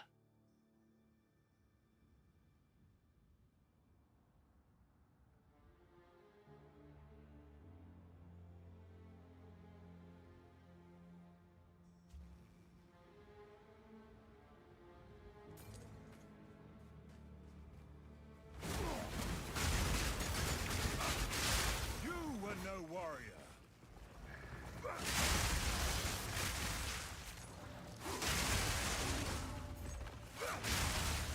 That's an orange one. I am not running it. I don't give a shit. I've ran a couple of sacred spirits and nearly died like every single time, it seems. And one time, like really close to death. Actually 2 times on this character. So I've pushed it. I'm not doing it today. We are too close to the goal here. That spirit can go to hell. Make sure it disappears. Quick, get after it. You sensed it too, did you? The spirit. I'm so glad that Delwyn is gonna basically disappear next patch. We'll see Delwyn once per character. Now or never. Come on. There we go. Oh, there it goes. Yeah, some of the worst fights I've had on this character have been Sacred Spirit. Absolutely ridiculous. All right, Bobbin, take care. Have a good one.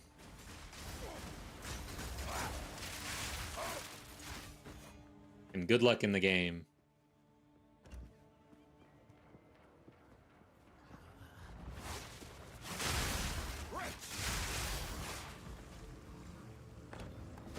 Do some simulacrums, since I can almost always do them. Yeah, true. Simulacrum's always been kind of difficult for my builds so far. Been the most difficult endgame mechanic for me. And I'd love to get the build into the scepter that has this Bloom Shrine ability attached to it.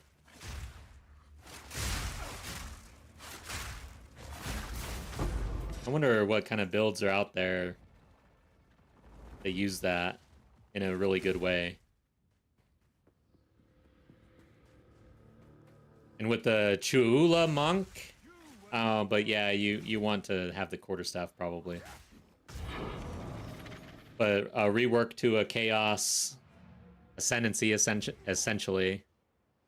I mean, I don't think you really need to be in chaos to do Gloom Shrine. It's just a explosion effect, I guess. I don't know. Speak. That one sucks. Yes. That away. Time is of the essence. Alright. Okay, we're almost there.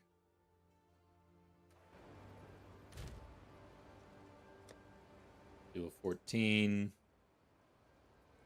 Rarity, I guess. It's like all I have almost. More monster life. Okay, I guess.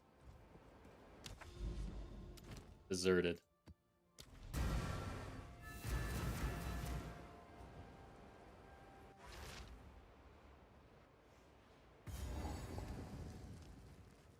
Yeah, so we went over all the, well, not all of the support gems that were leaked, but mainly looking for bleed interactions earlier.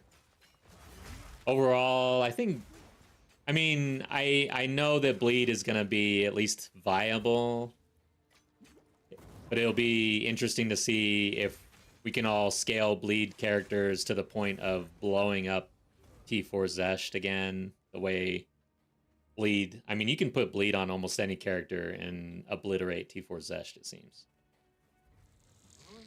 It'll be sad to me if Blood Mage is the only ascendancy that can truly scale bleed. If that ends up being the case, I'm gonna be pretty sad.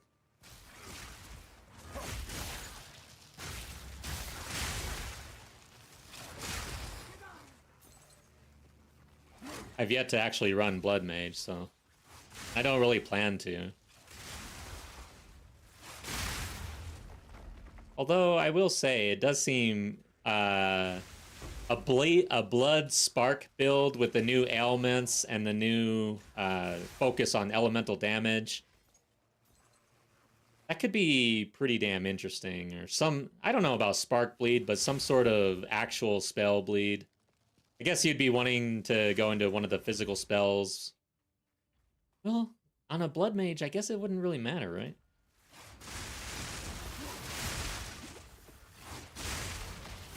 But maybe a spell that hits harder rather than something that's a bunch of small hits.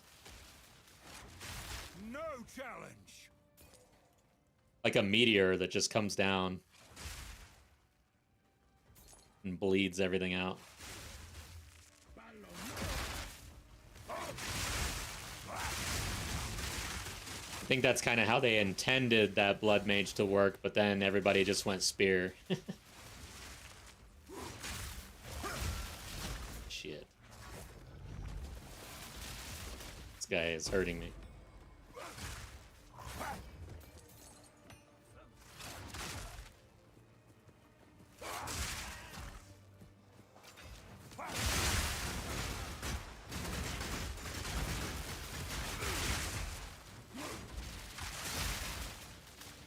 Oh yeah, I didn't really check for the additional modifier. I think that maybe that means that rares in the map have an additional modifier, because I'm not seeing a map-wide modifier. I'm confused.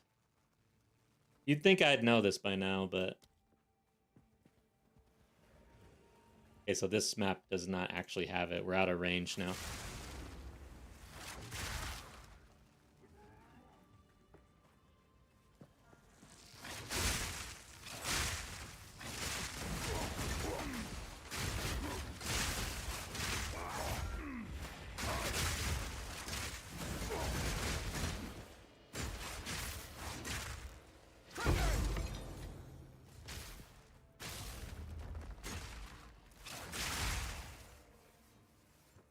Man, it's gonna be fun.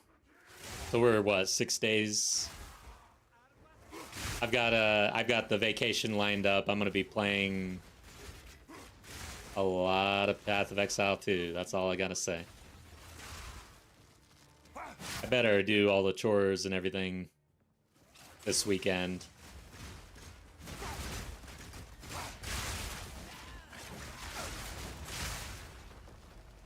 Want to get out there, cut the grass.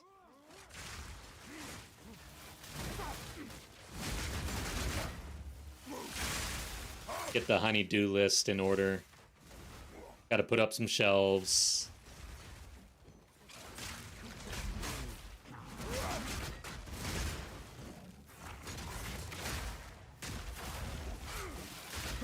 Alright, so yeah, I just thought of something. Oh, yeah. So Bloodhound's Mark. So going back to the mercenary bleed crossbow spear character that I'm cooking up in my head. This Bloodhound's Mark and the armor break, armor shatter, how easy it is to break the armor on uniques and everything.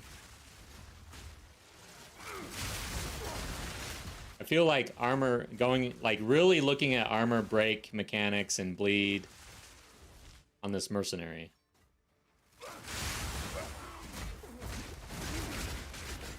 The honey-do list is much like the endgame Atlas. Endless. And random.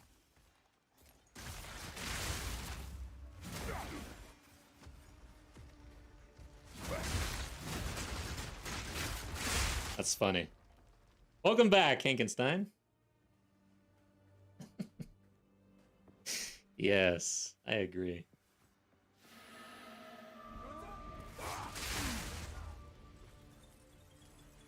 Alright, so I guess I gotta go down here. The spirit knows where to go.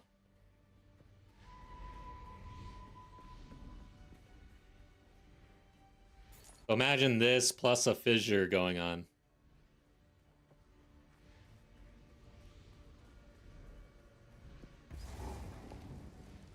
You're essentially following two things. And then imagine the fissure goes this way now.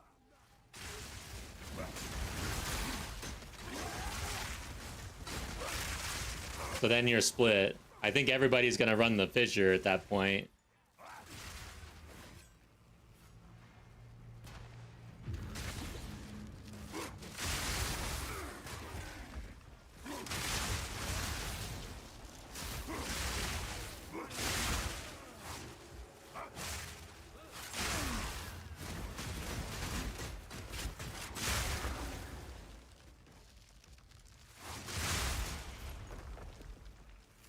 I'm really happy with the way this character has turned out. This is a Smithikatava Bleed Lightning Spear build. And that's when you know, like, shit's getting nerfed. When you can basically run the setup on just about any Ascendancy. The Smithikatava is a completely defensive Ascendancy, has no real synergy with Lightning Spear or Bleed, and yet here we are.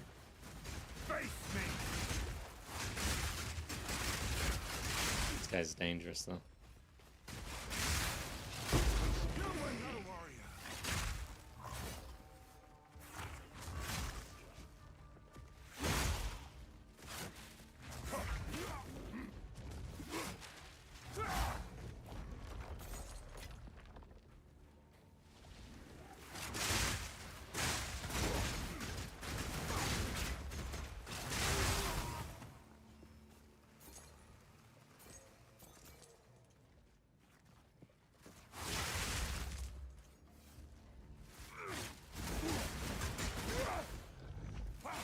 Ebon Dart.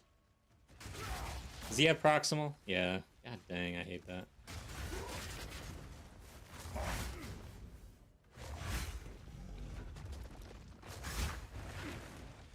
His bleed stops when you leave. There we go.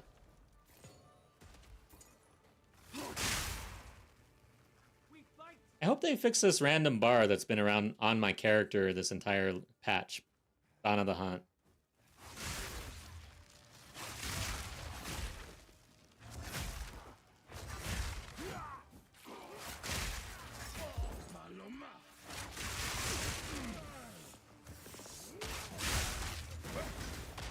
I don't know how many other players are experiencing this bar, but I've had it the entire time. It goes away, comes back. Usually it goes away when I leave a zone. It usually definitely comes back when I hit a level, but it also has something to do with the bleed interaction. It rewrote like the whole renderer, so it'll probably be gone. Interesting. God dang, how do they have time for all this, man?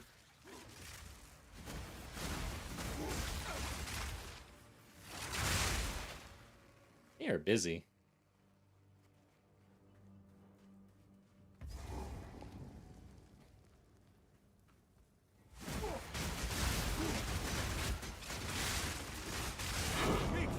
Here we go. Get out of here.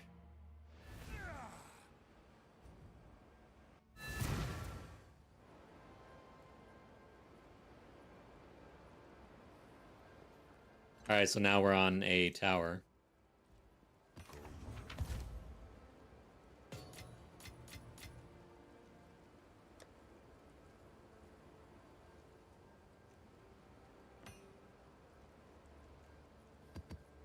So we're gonna bump it down and try to find one that has a bunch of modifiers. This seems fine so far. Let's see what happens. Oops. What am I doing? Temporal chains. Oh god. Speak. Time is of the essence. Insta-sell. Okay, let's try again. I think we're out. Oh, what's this? I don't like the crit thing here. Alright. What's this? Oh, recovery rate. Gotta find one. I don't like using my limited exalt pool on waystones. Kind of feels bad. Shit. Definitely not doing that. -12 to resistances. I'm well over capped on max. But that's my tank, and it feels really good. Would like to avoid doing that. This one sucks. Alright, what's this? Axe speed again. Temporal chains. Might as well sell these.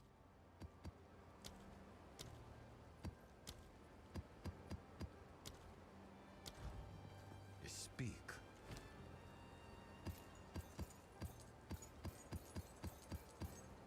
Of course. Alright, so I guess we're bumping this way down.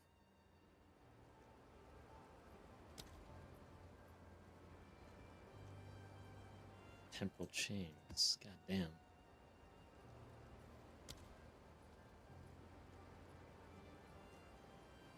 Extra chaos. Jeez, I don't have anything. I'm gonna have to burn a bunch of exalts.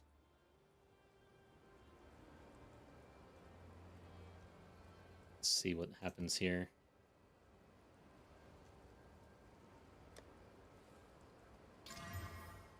Extra fire. I think we're gonna deal with that. It's getting kind of rough. It's really low monster level. Should be alright.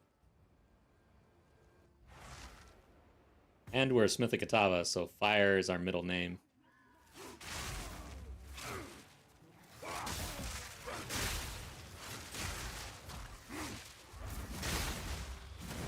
Let's just try to burn to the center or wherever this thing is. Usually it's in a corner. Hey, an exalt. Thank God. And a ruby.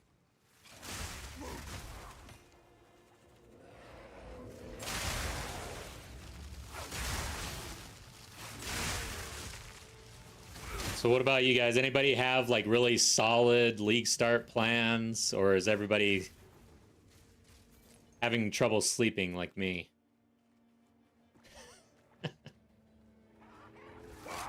Tossing and turning, trying to figure out what to play.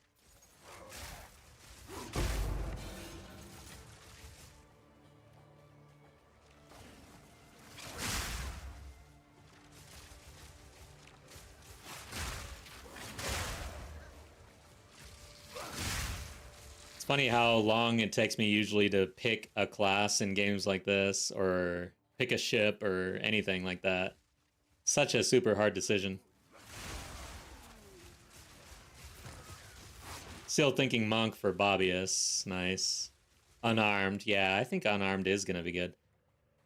I think it's gonna be definitely like the most tried opener. It looks really fun, and it does look powerful.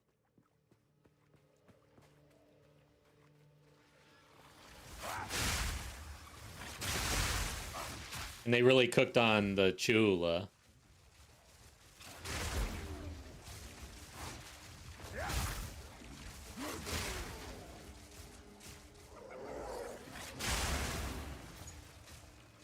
Is it in the center? I thought it was in the corner. Here we go. Probably it.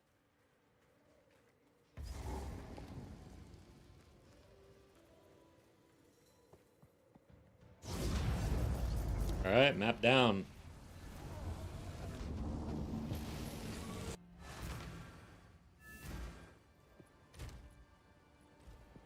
Yes.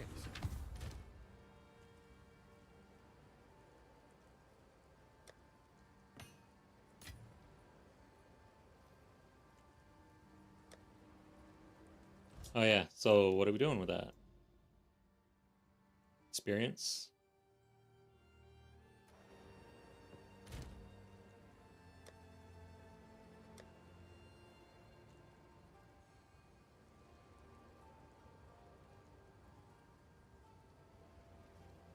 Six percent, 6%. This one has quantity and then experience on bosses. The experience on bosses is like lame. That's a low quantity.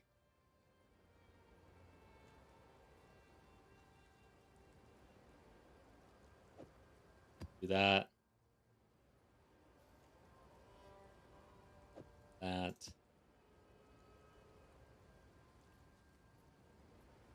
More rare monsters.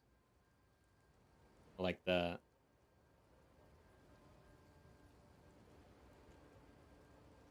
But this is actual experience, so we'll go there.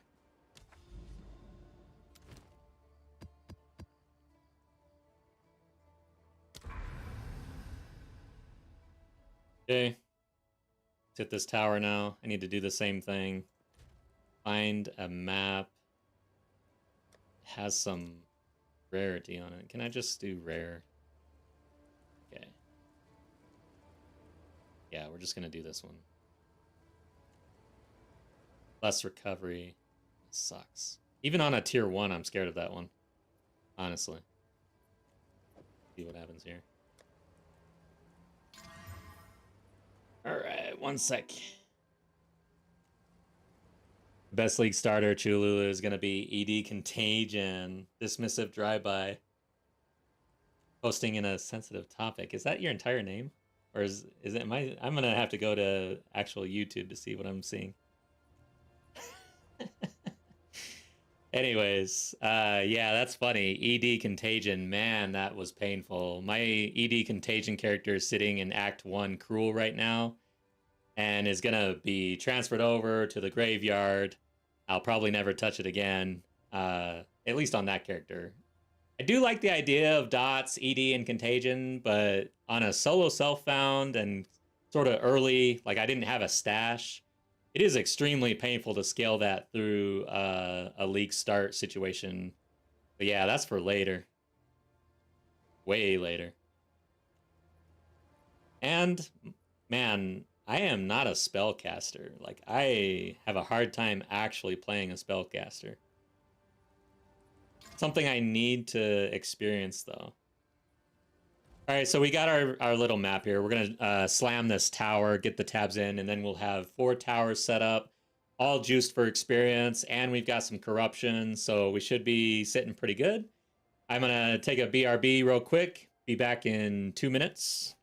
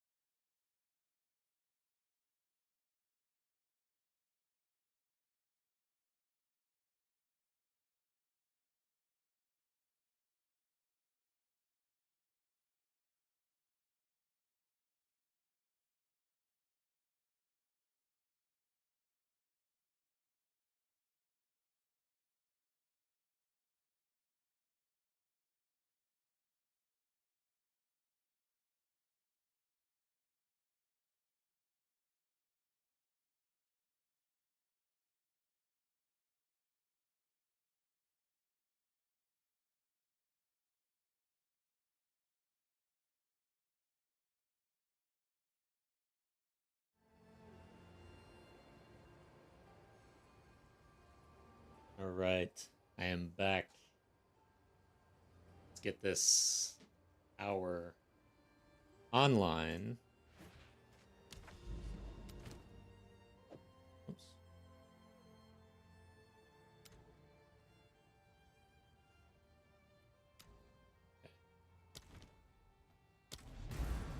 And then that'll give us a bunch of experience maps, and we're over halfway to 90. I'm like knocking on wood and crossing fingers here, hoping nothing crazy happens. Can hit goals here. Oh shit. Got a corpse exploding asshole over here somewhere. Somehow, this is a trap. Okay. What the hell was that?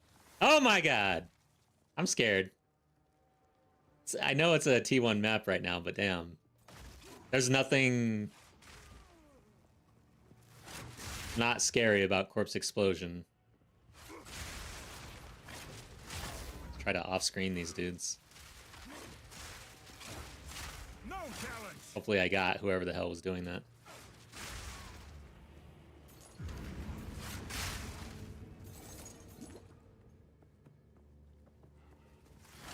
I had a corpse explosion earlier in this run take me from 100% to Omen of Resurgence. Just like that. One little corpse.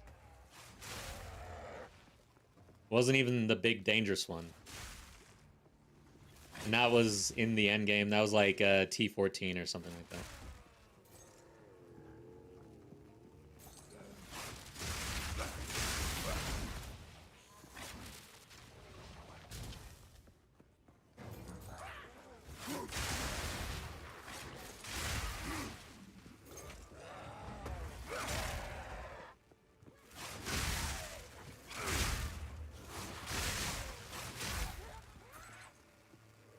Yeah, I hate to even talk about it, but basically we're close to level 90, and last I checked, level 90 was the cutoff to actually hit the hardcore ladder board.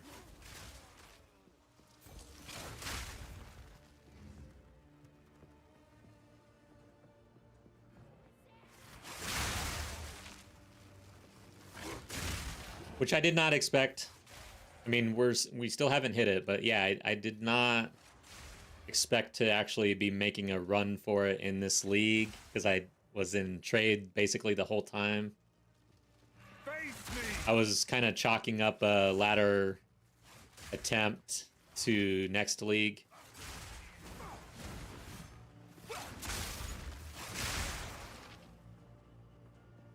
But yeah, I mean, I kind of... And that's why I'm going to start an HCSSF at least on one character. So one chance to get as far as I can on death, move over to trade, because I want to play in the ladder board at league start, which I haven't really done other than in DM's Arbiter race, which was really fun. So yeah, I want to do that again.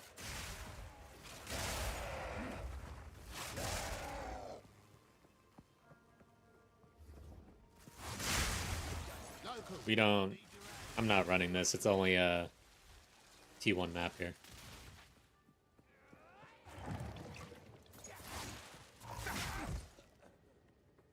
Okay, where do I go? Since most people are done with the league now, it gives you some time to try to catch up and squeak in. Yeah, that's exactly what I'm doing right now. Squeaking in. I like it.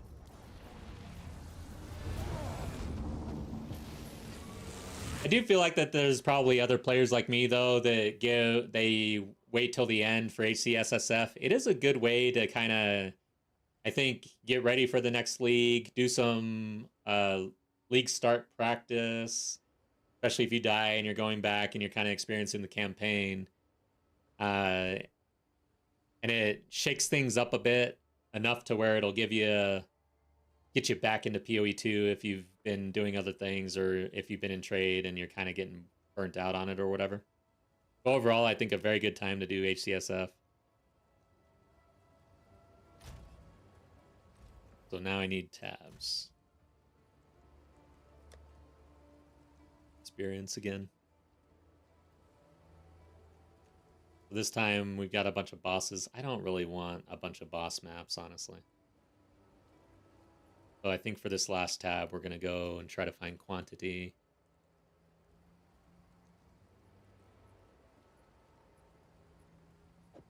And density. Size pack. Okay, so yeah, this is good. That's a boss one. Rarity and then quantity of waystone. Sure. This will just be the rent. I do need a mechanic, though. I don't think I have... I need expedition. So we're going to do this one. Maybe I should do one more expedition one.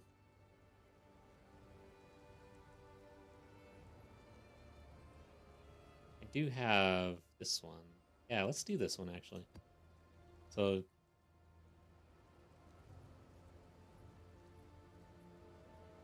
yeah.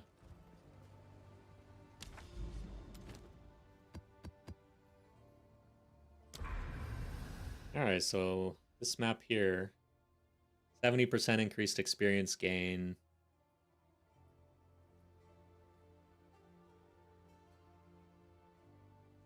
There's a boss, Burial Bog. Which boss is that?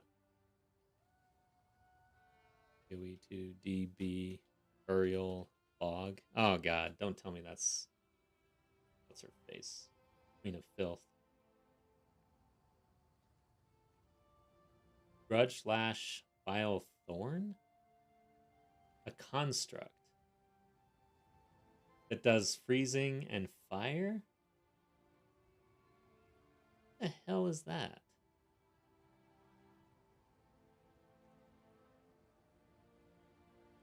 Zombie? Oh.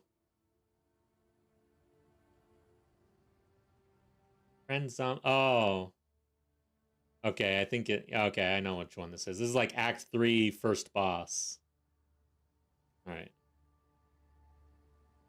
Run it and find out. Yeah, we're about to, but I'm trying not to get surprised. I don't think I would run a Queen of Filth boss at T14 or even...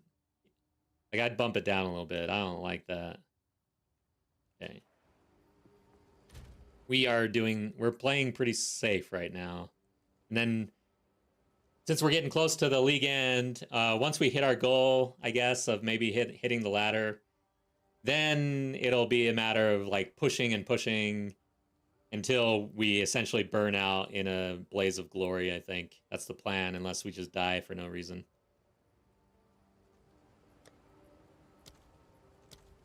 T15s. Wonder.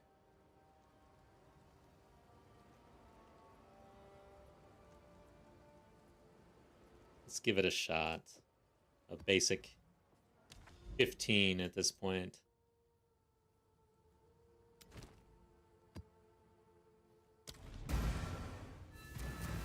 Easy, just don't die. True.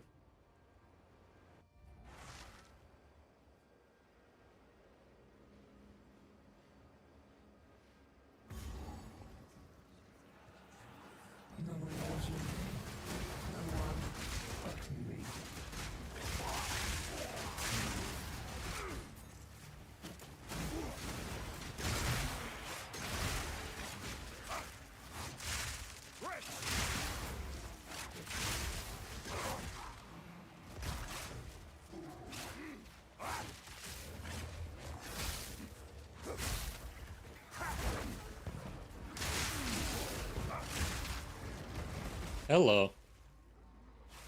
Is this area corrupted? Who's doing that?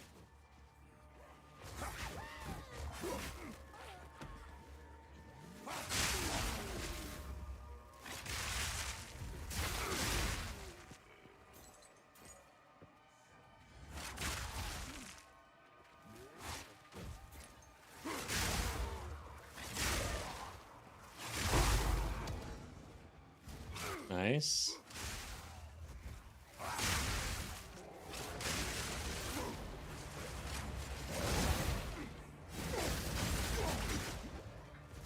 I wanted you maimed. God damn it. There we go. You were no warrior. That's annoying. My Spearfield maims on hit, I'm pretty sure, and that dude did not give a shit. Tasted?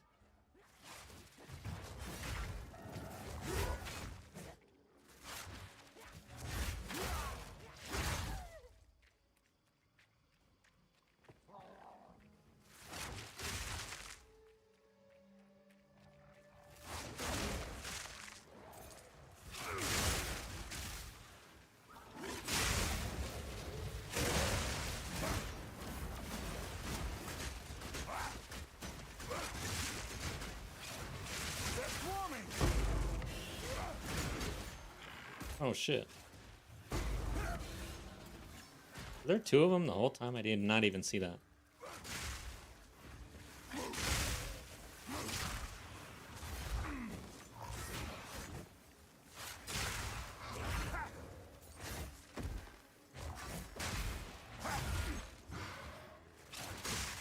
Didn't see any changes to collision or map changes that would indicate that they're making it less likely to run into, like, rocks or whatever.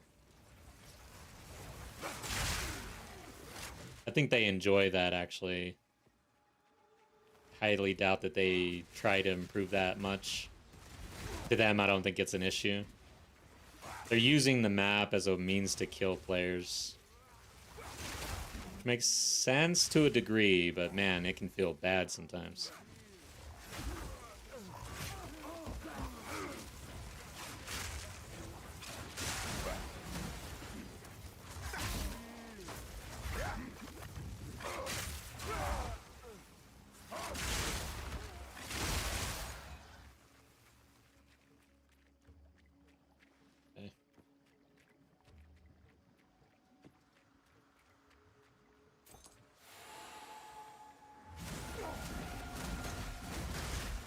Owl touched.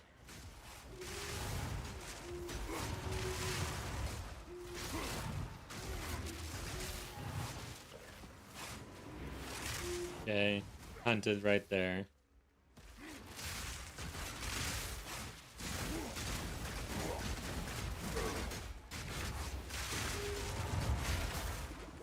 Meek creature.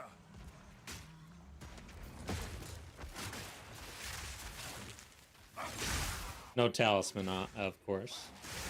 I didn't see any... that's interesting, though. I did not see any changes to Asmary Spirits. I expected them to update that a bit.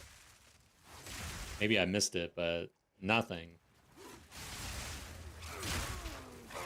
Very underwhelming. I guess we're just moving on and running Abyss instead. I guess I'm fine with that.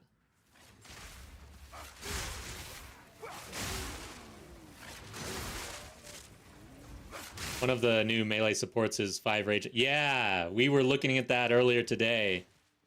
That looks strong. So, until you reach maximum rage, you're doing 30% more attack speed, plus probably a martial tempo. And anything else you have in your passive tree, like... And then you've got the unarmed monk that's going to be popular. I'm gonna have a bunch of martial artists running around just like throat punching everybody.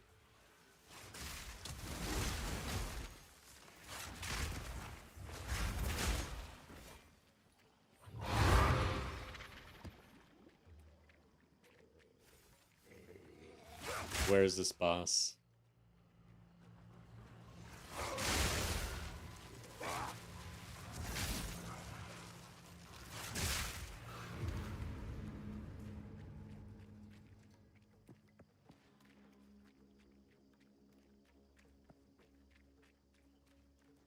This is where sprint would be very good. Go get this thing.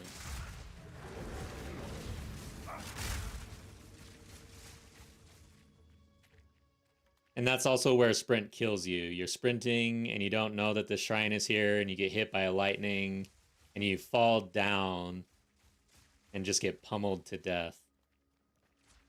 That's going to be a hardcore ender for like so many people for a while.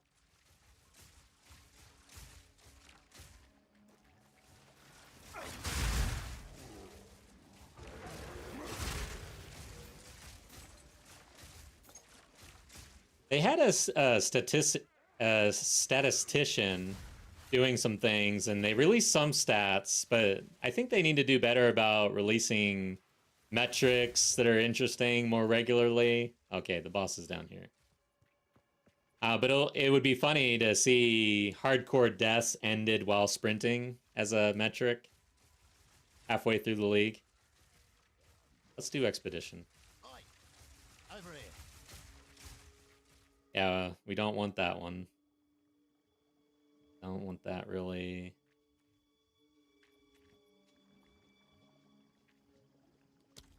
bleed a little bit, I guess.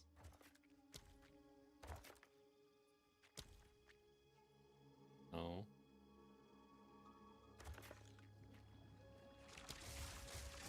That should make Fear things will death interesting. you!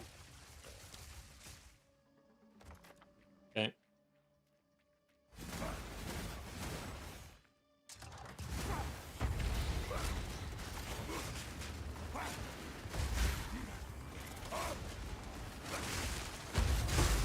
We've got a corpse exploder over here.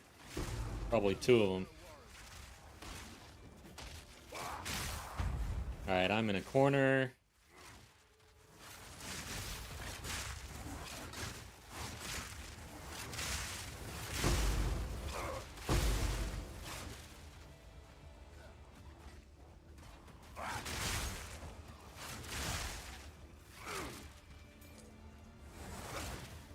Watch out. The sprint rip clits are gonna be glorious. Yes, they are.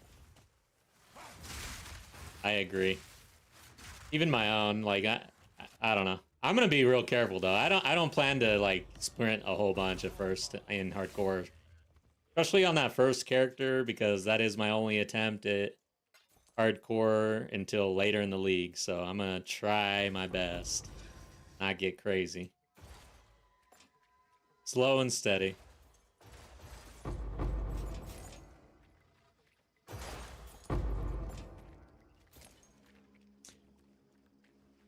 And they said that they improved checkpoints in maps, but damn, look at this map.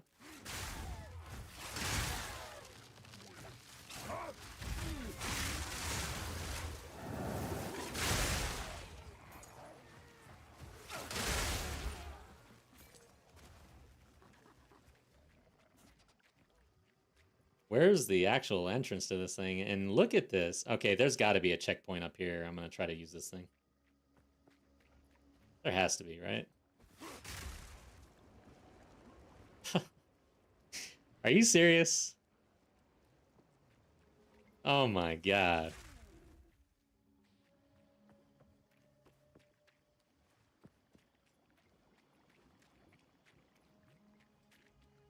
I would definitely be sprinting right now, though.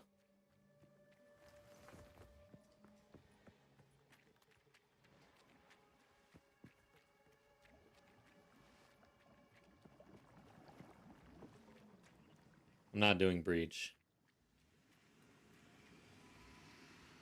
Screw that.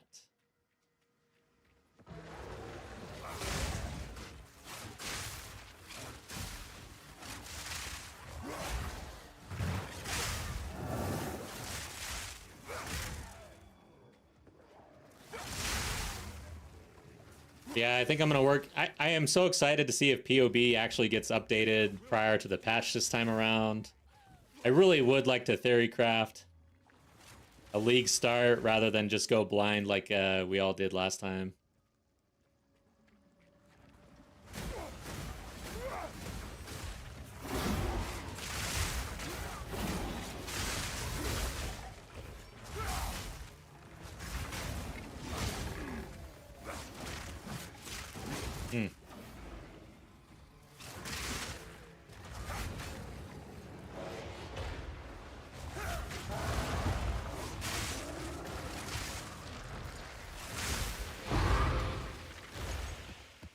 Map down. T15. I haven't been running those, and the XP seemed pretty good, actually.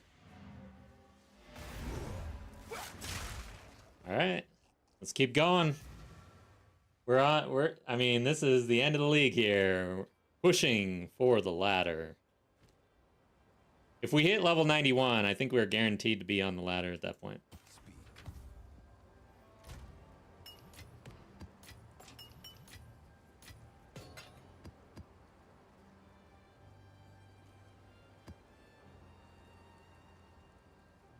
Okay. Forgot what to do with loot since I haven't been picking up gear at all. Do not really care at this point. Let's find another map here that we can do. Shocked ground and then packs. More monster life.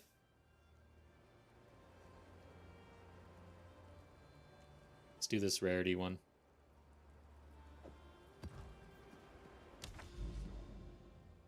We got to get into the corruption, actually.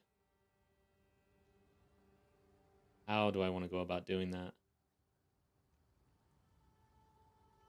I think right through there. Oh, this one is corrupted. Where is it? Reduced rarity.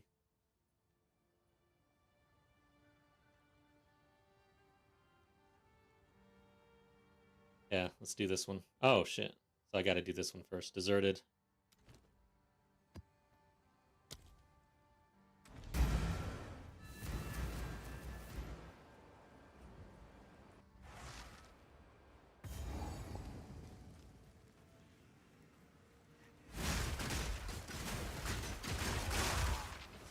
Should I run breach? I'm not gonna risk it. It's just there's no control whatsoever, really. I don't like that.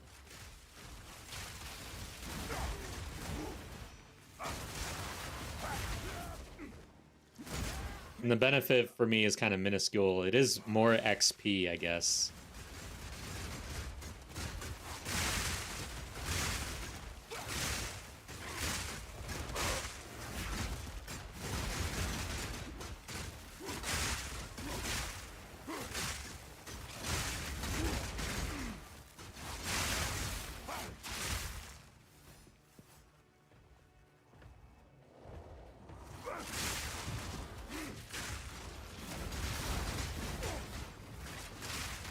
Yeah, if I'm on a spear character in the next league, I'm probably leaning into explosive spear with the spear field and the frenzy charge generation.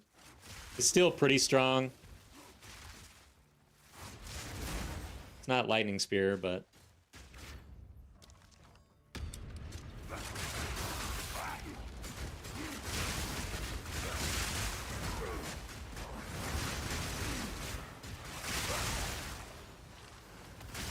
there is a big change though to Spearfield, and essentially it does less damage if it's tripped on prior to 0.5 seconds, and then it does more damage than it does today if it's tripped after 0.5 seconds. So making it more of a trap, less of a AoE ability or something.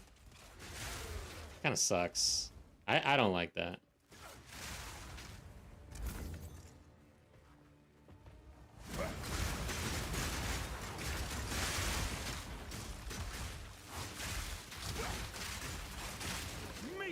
That makes rearm less strong, right? Because if it rearms when somebody's on it and then they just trip it right after that, it's going to do less damage.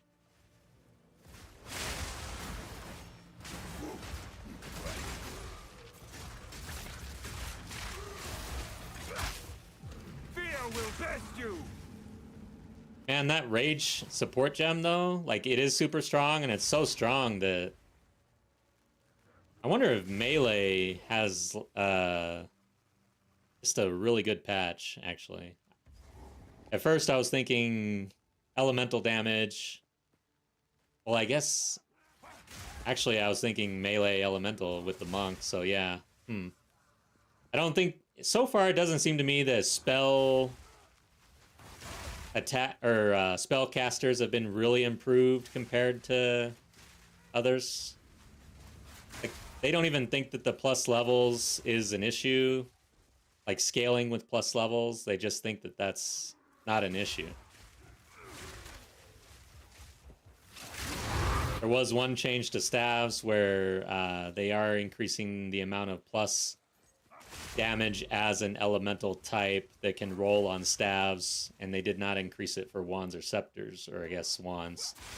So kind of making it like here's a benefit to running a staff, because staves are just underutilized completely. Fortune favors me. Going for my first caster. Ooh, so yeah, that's a big jump. If you've been martial weapon enjoyer and you're going first caster for league start, that is a jump. Chaos Lich and checking out Black Flame. Yeah, Black Flame. I've looked at that too, and there was some Chaos Fire interaction stuff that I was seeing in the video and in the teasers. So yeah, that is an interesting route to go.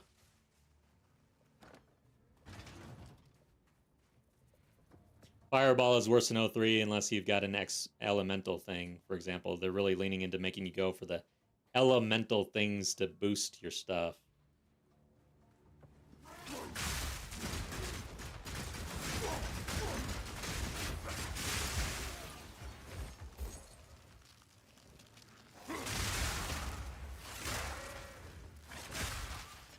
Yeah, I really am. I'm leaning mercenary, and I'm gonna lean all the way in on weapon swap being seamless, and crossbows feeling smoother.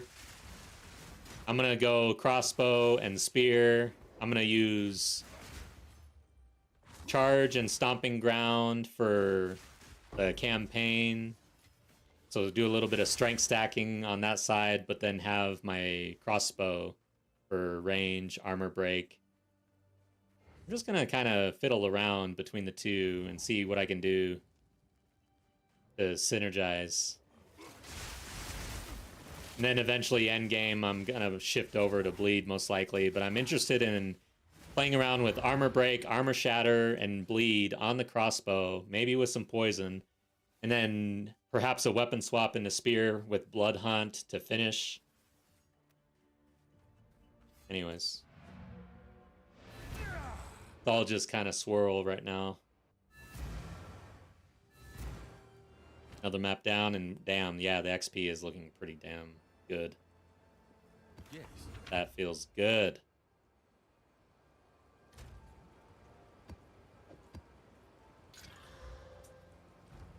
Go on. Go. Okay. Another T15.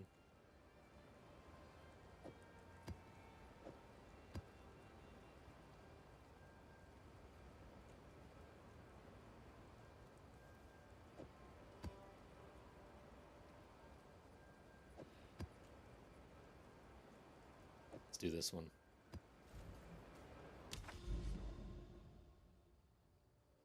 Wait, what? Thought I was closer. Oh. Abyss. Corrupted. Increased experience. Yeah, this is the one. I think this was my target, right? Go. If bleed stuff is viable or good, I might try something out in that vein since you've been exploring that side of things so much. Yeah, I wasn't really expecting to go bleed again because I've been doing it so much, and I was like, oh, a fresh start. I'm gonna try something new.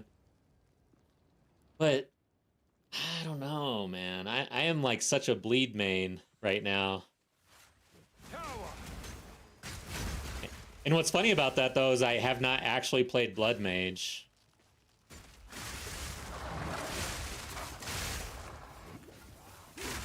Hey, I'm getting hurt there. Ooh.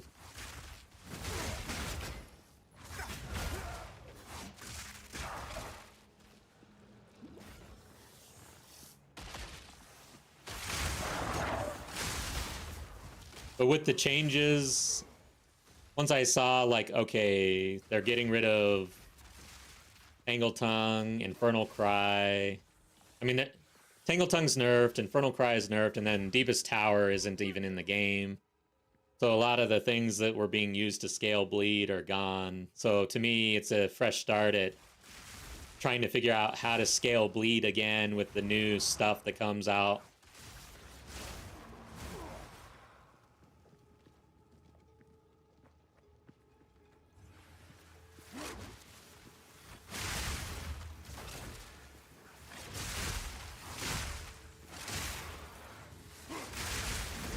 Oh my god, something was doing some major damage. Okay, this map feels a little dangerous, actually.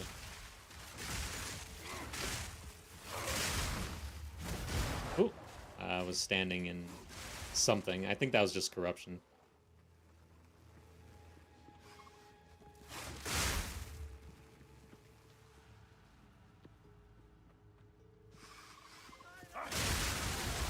Holy shit. Enjoy lightning spear while it lasts. Gotta figure out some way to explode the screen with something else. Nothing wrong with really exploring different ways to use a single mechanic. Yeah, exactly. I've been really having a good time with that. The Infernalist was kind of my favorite out of... Oh, God. That's not good. This guy's got Shroud. This is not a good guy with Shroud.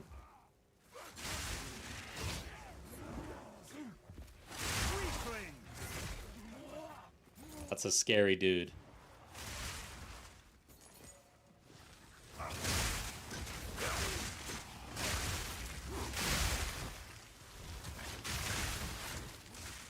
Infernalist was fun because I originally wanted to do a quarterstaff build, and I did mess around and had a decent one for mapping, and I think I could have gotten there for bossing, but eventually the things I was cooking up, my bleed hat, I couldn't take it off, and I was like, oh my god, this would actually be pretty good if I did this, and we went into Spear, and then used Blood Hunt for Ignite, and it ended up being pretty damn good. I liked it. It was fun. Whereas I'd never really finished the quarterstaff.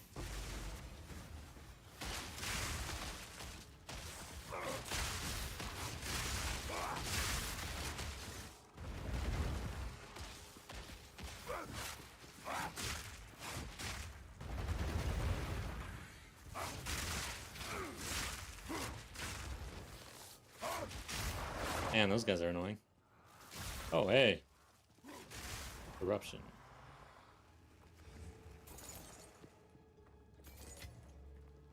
As far as Ascendancy, I'm leaning Tactician and getting back into Pin.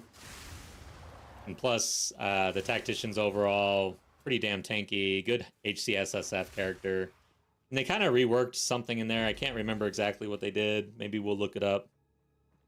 But one of their defensive nodes has been reworked a bit. Steel yourself. Did I use the checkpoint? No.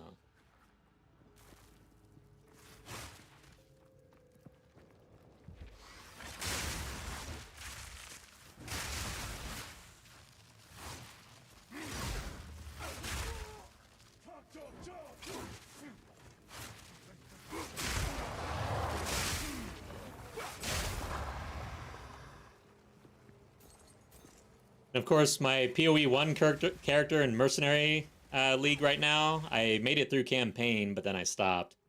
But it's a bleed character. I was playing around with bleed in PoE 1. Very interesting. Such a different game. I'm excited to eventually really give that a good go in endgame and stuff. It's just not time for me right now. I just don't have the time to dedicate to endgame PoE.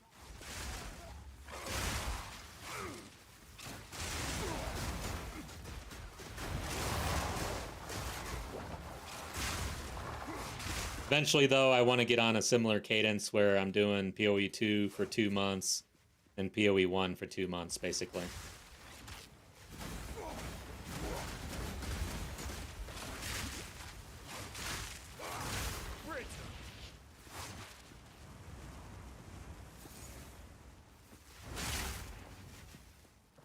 Okay. Some random checkpoint for no reason. Got a lemonade today. Chick-fil-A lemonade. You got the gallon. So good. But god dang, is it pricey. I don't understand how lemonade's so expensive, but this is premium lemonade, I gotta admit.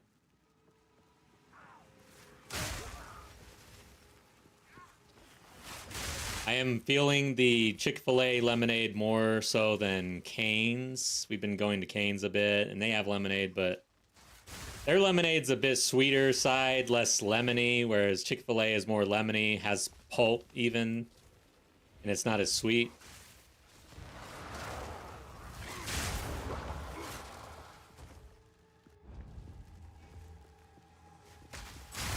And then the lemonade the kids sell on the side of the road, I won't touch that shit. I don't trust it. Shit. It's a dead end.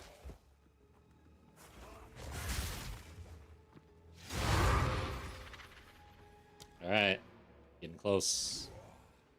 Another map down.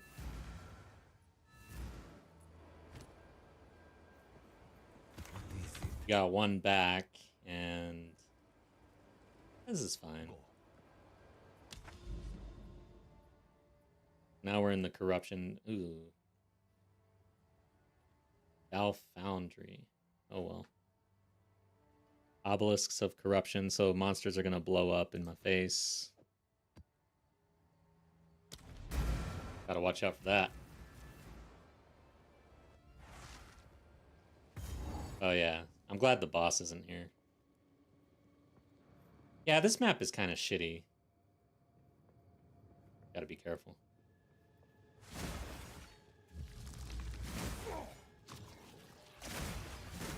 Tight corners with this obelisk of corruption. Things are going to be blowing up. And a lot of visibility issues. Overall, this map really sucks. Come on, you asshole. I don't like this guy at all. There we go.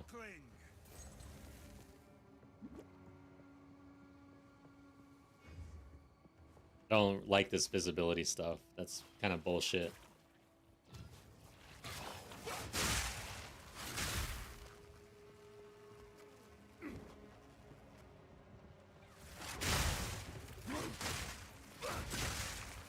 Gotta lock in here.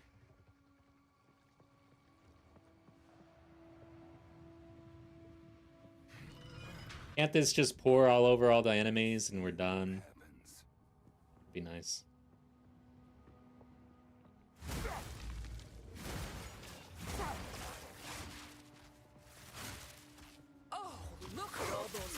Oh, here we go. So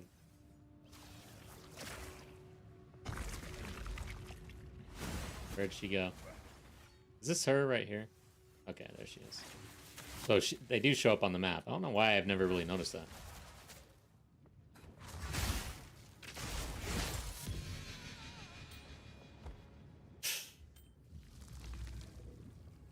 It said there were 2 uniques. Oh yeah, my uber strict filter does not care about the other unique.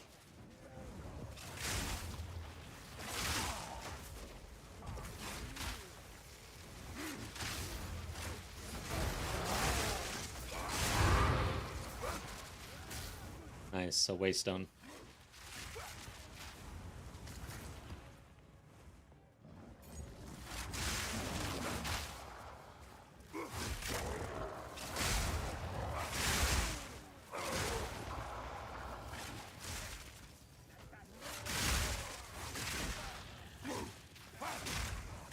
Just a reminder for anybody out there, we do have a Discord and we've got the guild. So if you're looking to play in a guild, especially for League Start, when everybody really gets back online, just join the Discord and send me your character name and we'll get you in guild.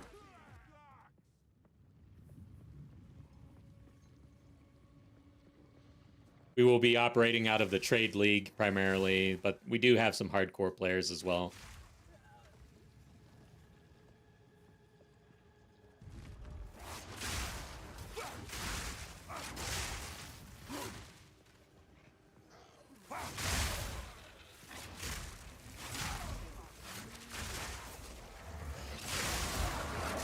Watch out.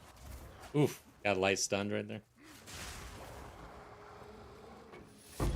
Greater Iron Rune.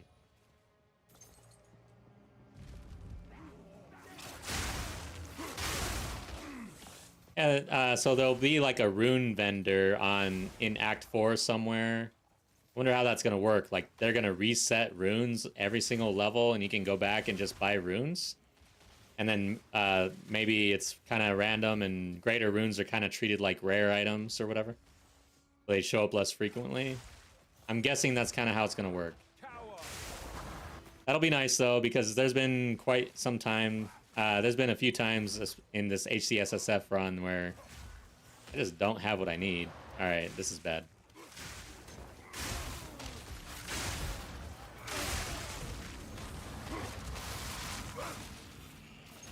Kind of got out of position there.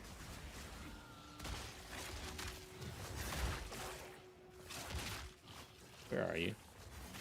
Ow. That's another light stun. We hit 90 at least. Okay. Need to verify something. Did I overlook the fact that they have increased stun buildup? Yes, I did. I know I read that, but then I forgot immediately.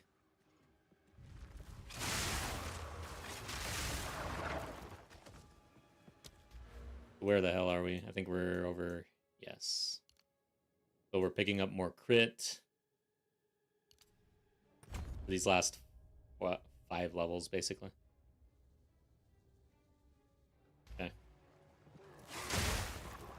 Ding! Hell yeah. Level 90. That's a milestone. We gotta be on ladder watch now, because I think at at some point in level 90, we may hit it.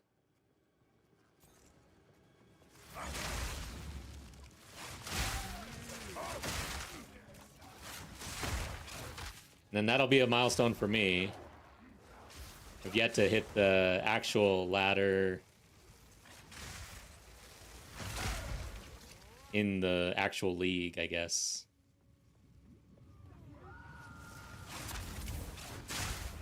We had a decent finish for the first race for me. I want to say like overall 200-ish or something. And then in DM's Arbiter race, we died, I want to say 20, in the 20s out of 1,000 or so players.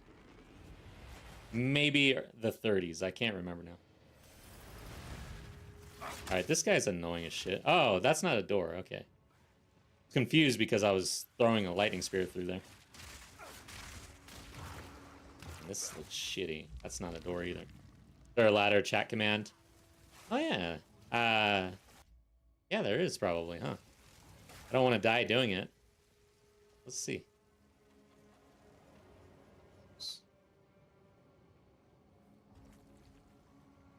It only gives top 10. That's annoying. Maybe there's a different command that I have to use.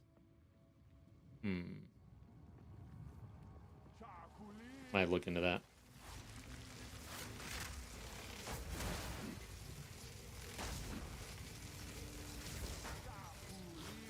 Dude, the visibility in here is making me go very slow.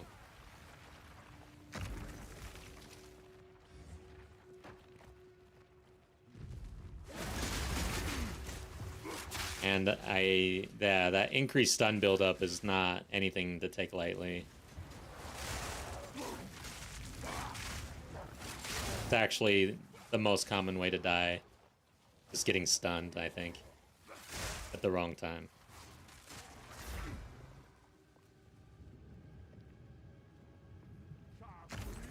Fear will best you. And all of these doors, like, yeah, I'd say this is ranking top 3 my least favorite maps at this point. I might even rank it number 1.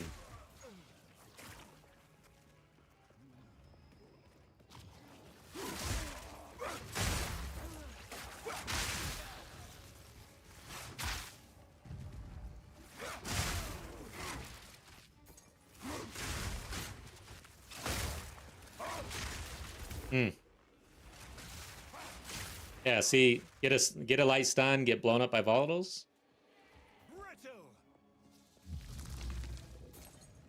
Doesn't sound good. Alright, bad position.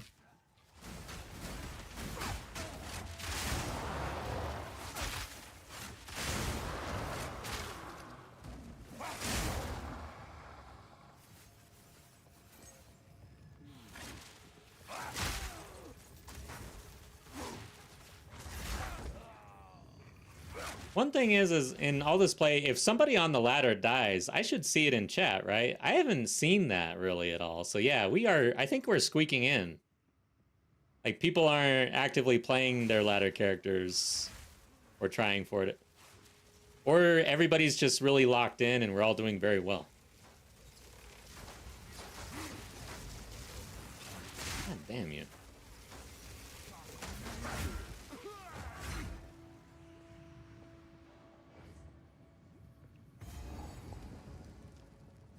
So there's rares down here. Oh, they're on this platform. Okay. Shit. All right, there's blood on the floor there.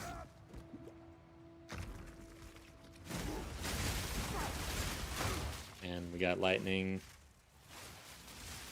and blood. Two of them. Oh my god, light stunned at the worst time. Hell no. All right, let's regroup here. Fuck! I did not even see the lightning on the ground on the bridge. Maybe I just missed it. Now I'm scared as shit. It's like the lightning showed up maybe on the sides of the bridge and then just hit me. All right. Can I off-screen these guys?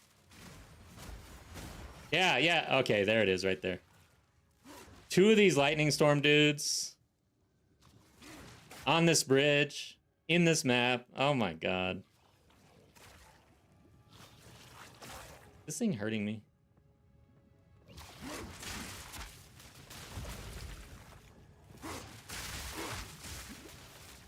If I get stunned at the wrong time, I'm fucked. And, alright, I'm out of freaking flask. Let me get the hell out of here. I'm running. Okay. Jeez. Current number 1,000 on ladder XP is about 1.9 mil. Okay, we got a ways to go. Oh, shit! Wait, what? Current XP... Am I, like, right there? Next level. Oh, okay, so it's a running total. I've never really noticed that. I always thought that the XP was just, it would show you for that one level. Never really cared. I'm always looking at XP per hour. And then I use the bars just to visual. This is fucking scary.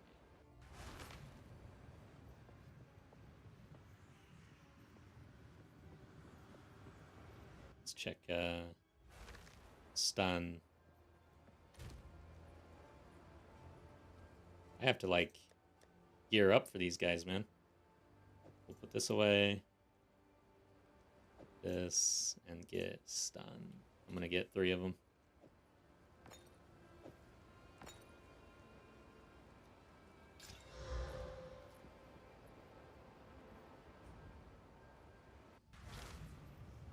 Maybe I should just come back to this map later. Come on, dude. Get over here. Feel my wrath. Oh my.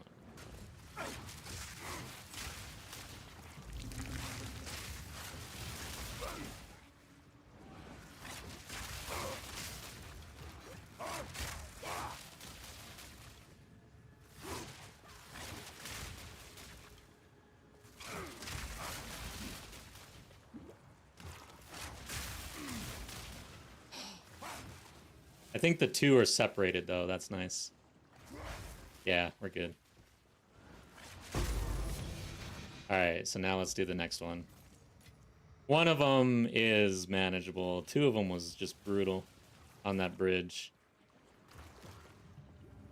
Which way? And this map, I swear. This is now my #1 least favorite map, honestly. By by a long shot at this point. Okay. I'm glad that spirit didn't come over and influence. Hitting 91 would put me at 874, so let's shoot for it. Let's hope for not such a brutal experience, though. I want a little more easy going for a little while, at least, and then we're gonna push it. Because like before League start, I do want to try some League, start practice runs and stuff, so that means that this character has to be retired in one way or another. And I think glorious death is the best way to retire. So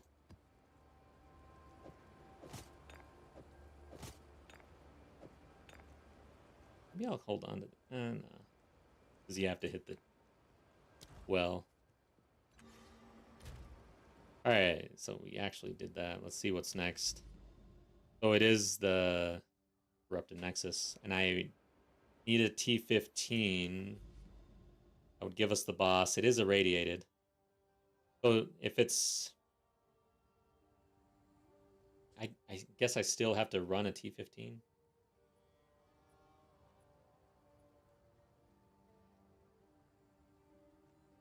Coalesced Corruption. Merge together into a powerful monster. Alright, let's do it.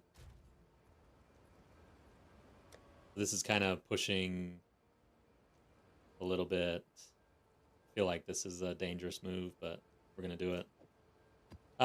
Do I? I think I need 4 modifiers, don't I? Yeah. Oh, yeah. So T15 with 4 modifiers. Temporal chains. Had to be temporal chains.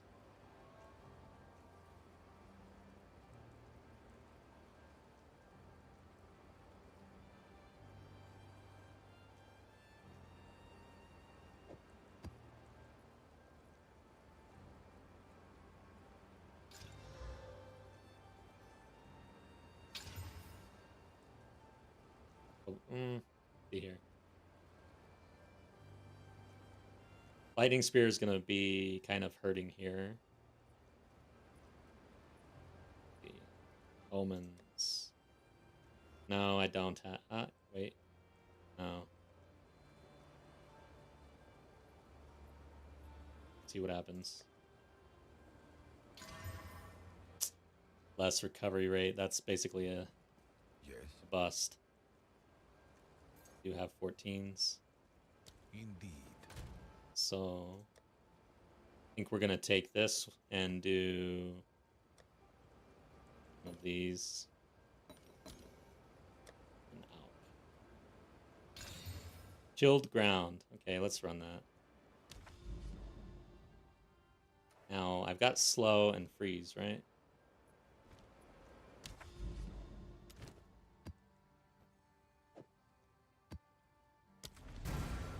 Okay, let's keep pushing for this.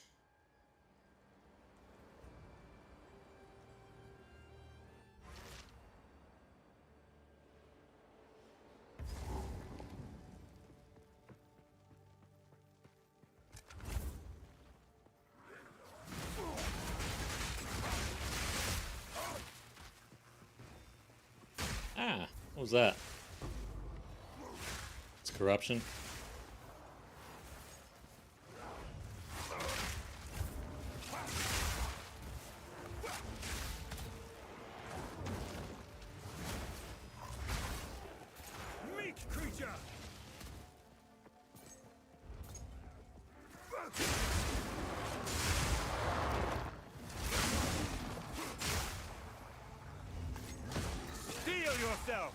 Holy shit.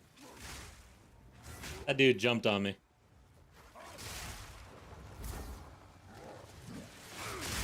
Wow.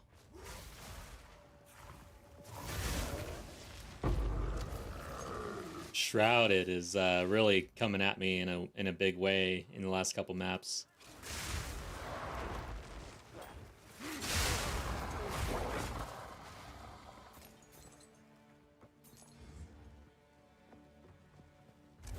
Man, the XP feels really good. Shit! God dang, what is going on? That's the corruption. So, coalesce corruption. This dude right on my ass. In a little choke point. Brutal, dude. This game can really just fuck you.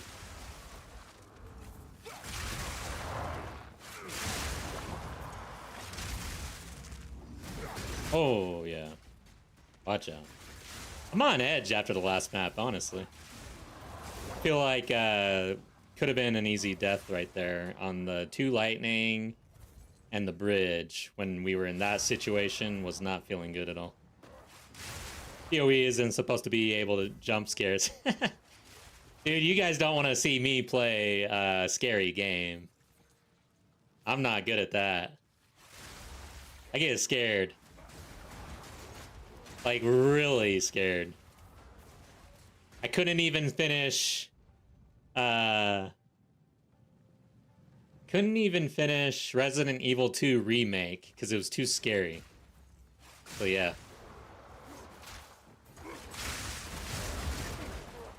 I can watch scary movies and stuff, but man, when I'm in a game, I kind of get into it, so... It's absolutely terrifying.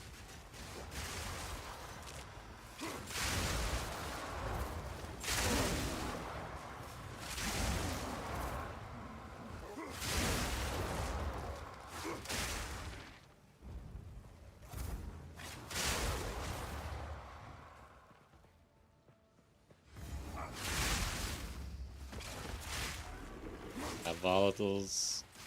I love that volatiles actually go away now when you kill the rare. It's such a great change.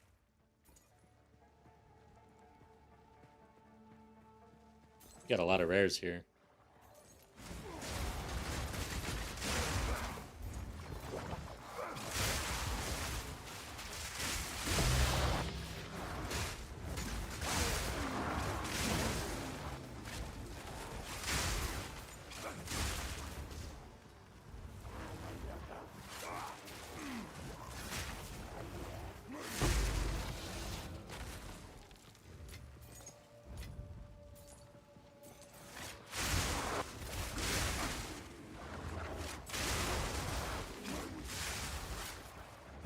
Game was hilarious. Oh, the only horror game I really enjoyed was Eternal Darkness on GameCube. It was hilarious. If your sanity was low and you went to save, sometimes it would change the saving screen to say deleting your save and shit would just troll you. Wow. It's kind of funny.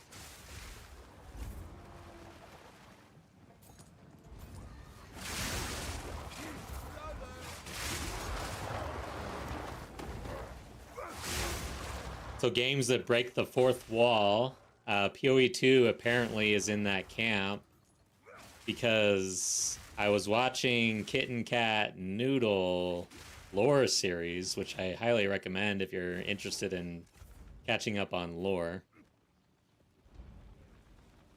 And when Doriani says the demon of Atsuwathu, or whatever he says, I don't know how to pronounce that.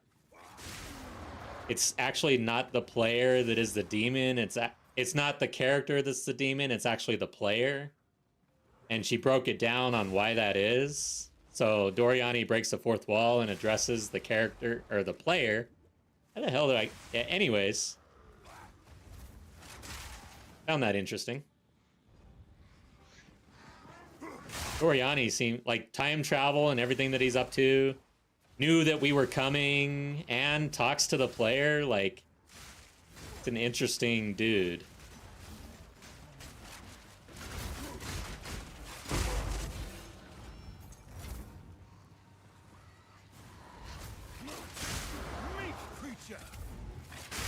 Yeah, it is neat. So she's got the videos on Act 1, 2, and 3 if you're interested. And then she is planning, or maybe has already released, a like real deep dive on PoE 2, because videos I watched was more of a summary of what you're experiencing throughout the campaigns, but it left a lot of the PoE 1 to PoE 2 ties for a later deep dive.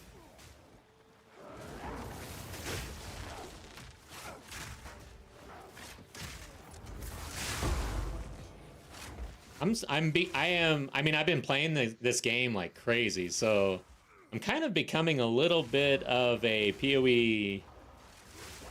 I don't know how I would put it, but typically I don't get that deep in games, in the lore and everything else. But I like want the art book now. I'm thinking of actually upgrading my early access to get the art book. Getting into it. Dismissive. Doriani's crew is out there, human sacrificing citywide, but I'm the demon. Yeah. Yeah, exactly. They've got piles of bodies just lying around.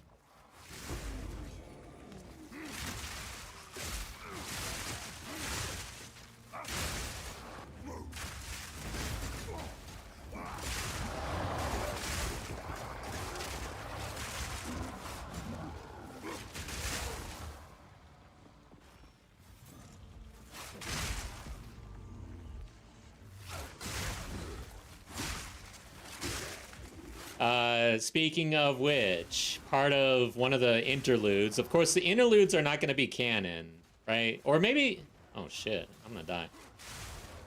I don't know if it's not, like, if it's going to be canon or not, but essentially the interludes will go away to some degree. They won't be part of the actual campaign experience. Maybe they're still in the end game and it is canon. I'm not sure.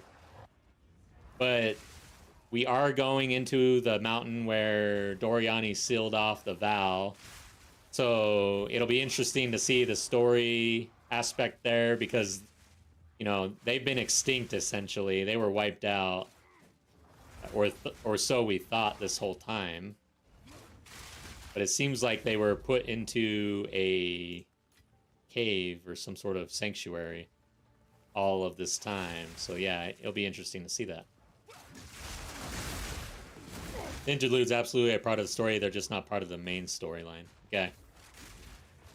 And then eventually they won't be part of the campaign, but I imagine that they'll use that content as part of like the end game in some way. I don't know.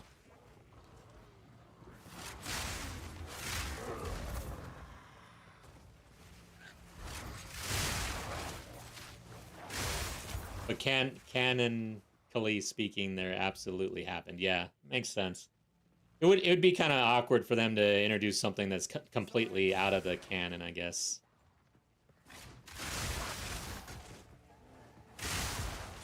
I don't know if that's how you actually say that, out of the canon.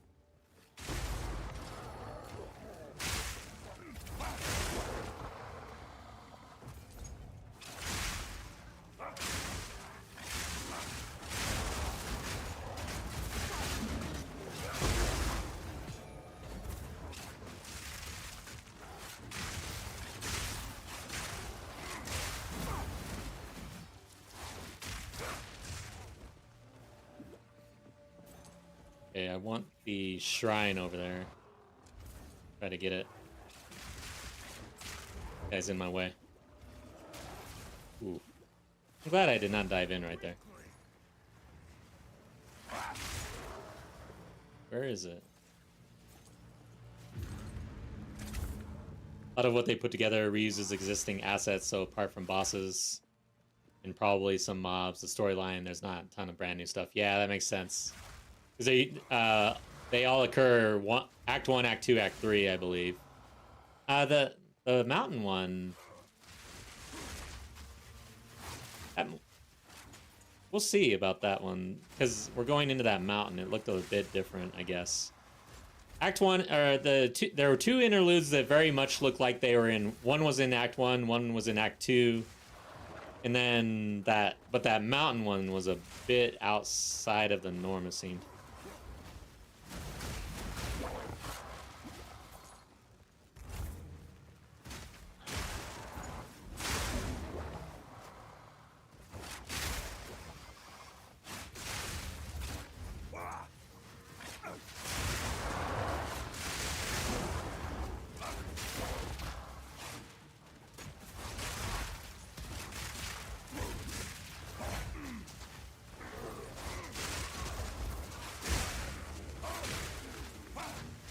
Oh no.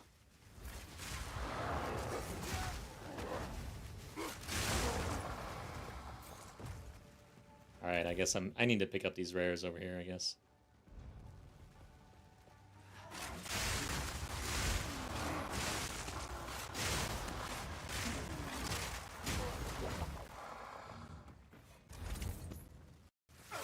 Time travel plots are convenient because just write and change whatever, doesn't matter. Yeah, true. I'm a Doctor Who fan. I like time travel plots. Kind of freaks me out sometimes though. Like, I don't know what it is about it, but it does tend to freak me out. Like, the butterfly effect I found to be a really creepy movie, to be honest.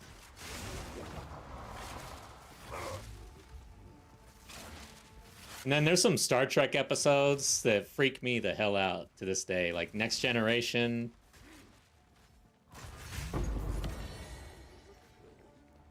I told you, yeah, I guess I am a bit of a scaredy cat, I guess. A rarity and all mine.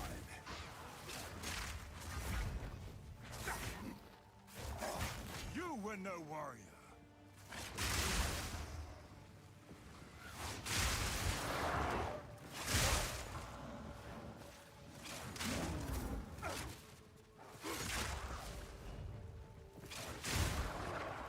Oh, there's an expedition I just passed up. And an essence. Oh well, I'm not going back for that. I think I was seeing red.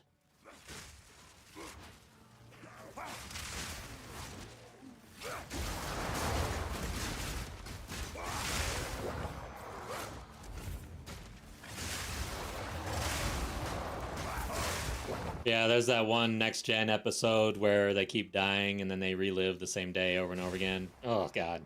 I just got the goosebumps.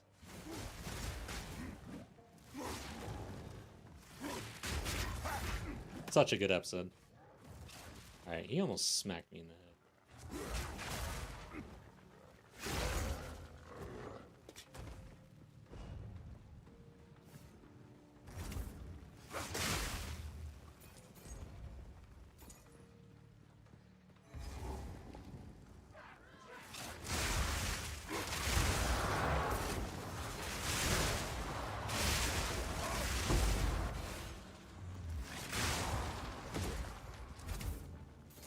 Enjoy Lightning Spear while it lasts. Man, yes.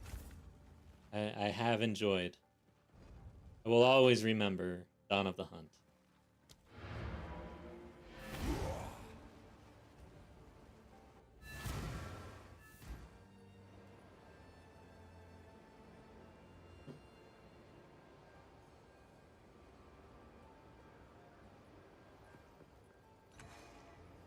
Hey.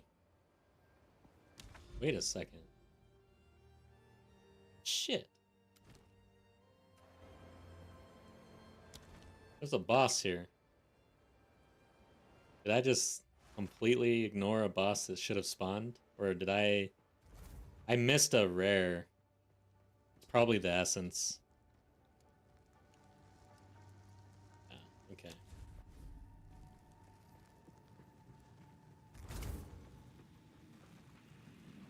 What do we got? Flames. Face me! Ooh, watch out. You were no warrior.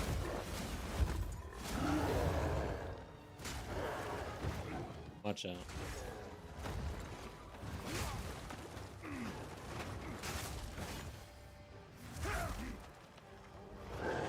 That loot right there is pissing me off.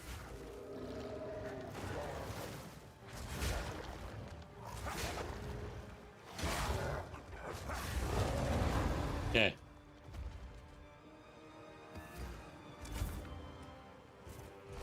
Get to work, Doriani. Remarkably efficient creatures. Thanks for leaving the door open to the portal, jerk. Okay. The current situation, it is. What is it? Right. Why did I pick things up? I guess quality is fine. I'm good with that. This wand, though? What the hell? Time is not on our side. Would you really consider mapping the portal to a key you remember to use? Mapping the portal. Yeah, that's true. Okay. I will write that down and do that maybe eventually.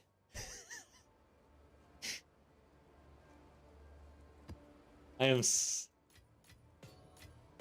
scared. Okay, let's try it.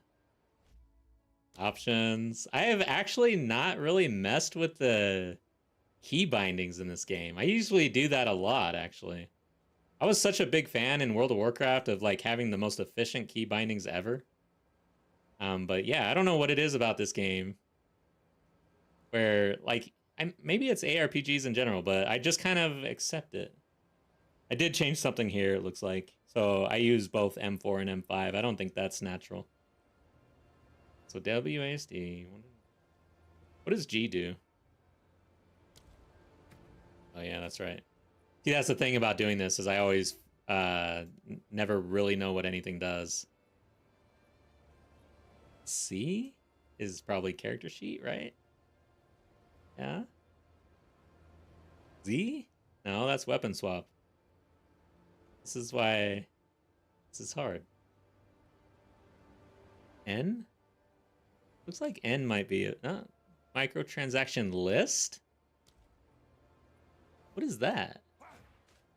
I don't even have that. I'm gonna go ahead and do N. Because I've never heard of a microtransaction list. I wonder if I'm doing something bad. Can't. Close. Oh, God. Cancel. Where is... I don't think I can search. Create a portal. And... Save. Alright, it looks like I can still left click. I don't touch spines too much, but I've got M4 and M5. N for... N! Yes! I did it right.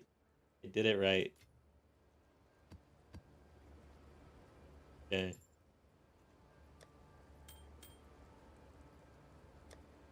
Probably look at this, though.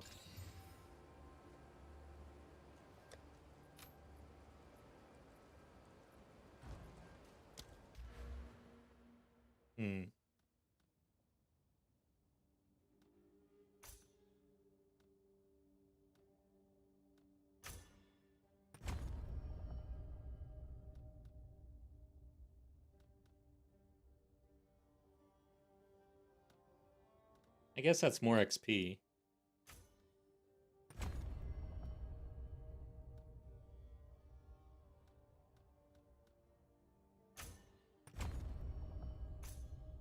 More XP. Okay.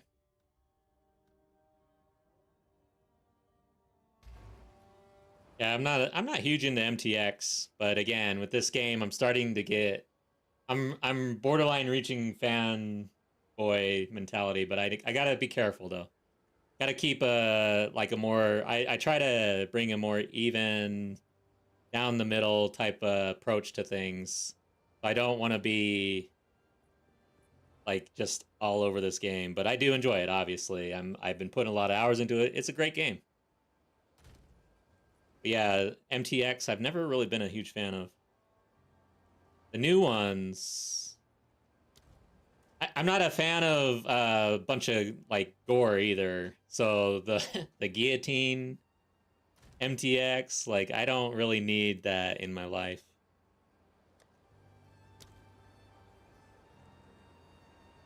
We do shocked ground, I guess. Evasive. Let's do. Oh, this has experience gain too.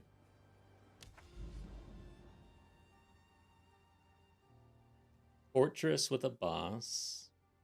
Mineshaft without a boss. More effective prefix, less effective. Wow. Let's do this one, Mineshaft. This is irradiated, so it's essentially a T16. Gotta be careful here. The portal MTX that tracks your mapping stats. Yeah, that would be cool. The statistics on the MTX. There's some utility there, so I can kind of see it. You know what, though? One thing I've never done, my hardcore characters, I never put MTX on because I feel like it to me, when I log into a hardcore character, I essentially have written this character off. It's dead already in my eyes. So I have not put MTX on. And I feel like doing so would be a stamp or something. I wonder. I think what we'll do is if I hit the ladder, which I don't think I have yet, maybe. If I hit the ladder, we'll put the MTX on. How about that? Let's check. Let's pause it before I die. That would be hilarious. Checking the ladder, not on the ladder, die due to not pausing. Come on.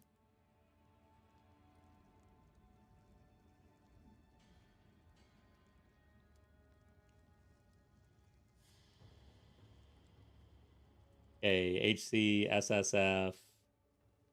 See if we actually hit this thing yet. And I don't know if it...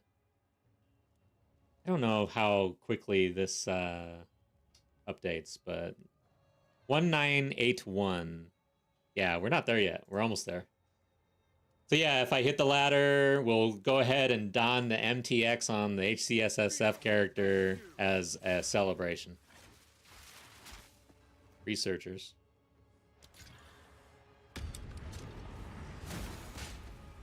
Nice. Bobius is on ladder watch. Thank you for that.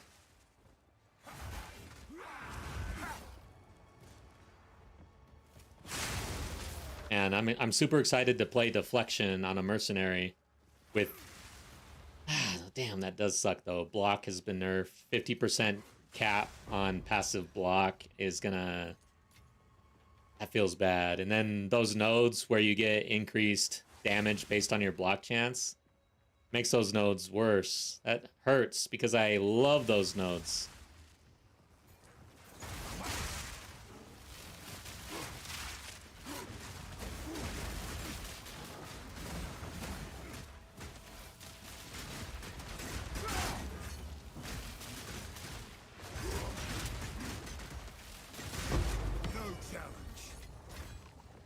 Whoa. There was lava right there or something. Started burning me pretty good.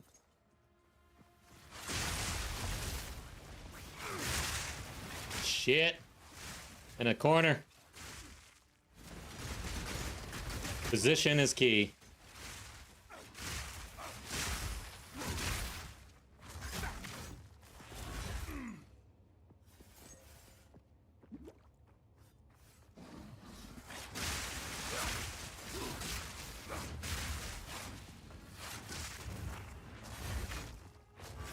Can't yet.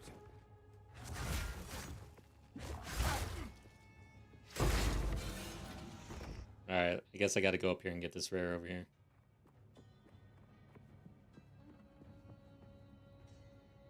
Oh, current XP is at 1979. Yeah, I guess my camera's in the way there.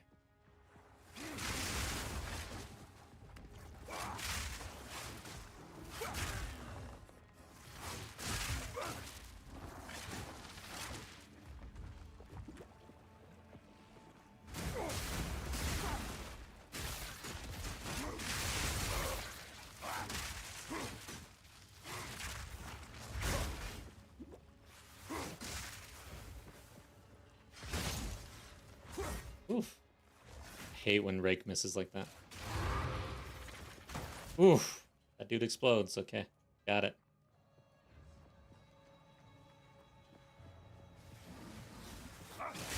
I'm gonna avoid... Oh my god, alright. Getting light stunned here. Spiders are annoying. I'm not gonna do the expedition right this second. There is a bit of control, but there is some rippiness too. We are trying to hit the goal safely.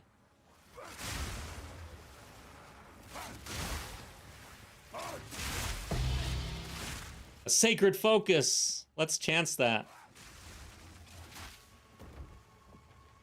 even know why I picked that up.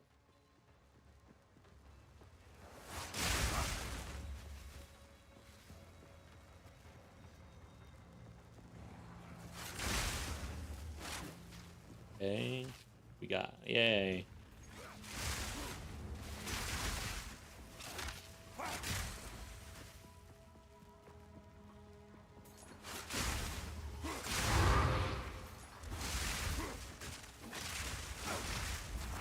Uh-oh.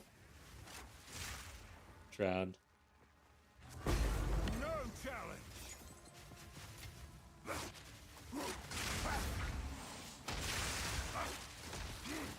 Watch out for the exploding corpses.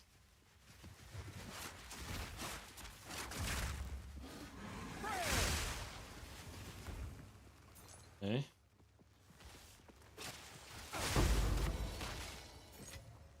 A rarity and all mine.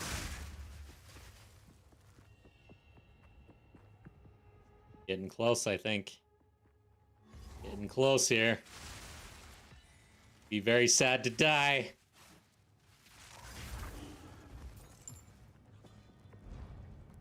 Would be sad.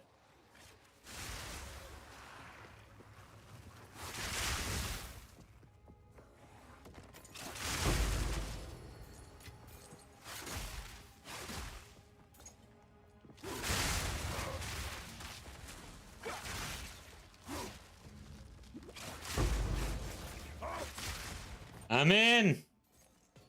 Fabia says we're in. Let's check. We'll refresh this thing. Okay. Bring it over. I'll share the screen. I am paused, right? Okay. Thank God I'm paused. All right. Let's... Where am I? Yeah, this is the right ladder. Let me share the screen here. Share left. Oh, wait. I guess share right, probably. Okay. You're saying we're in.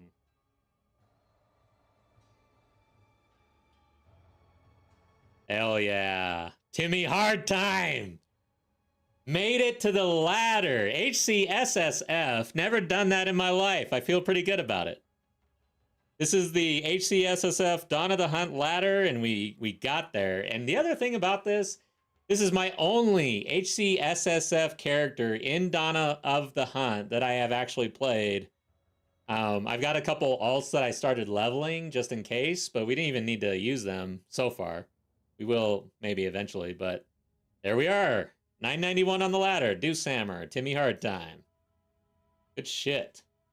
Thanks for the support and being here in the channel while we went along in this endeavor. Am I near anybody that sounds familiar? All right, so next goal. Beat somebody that we know, maybe? That's something we should do? Where am I?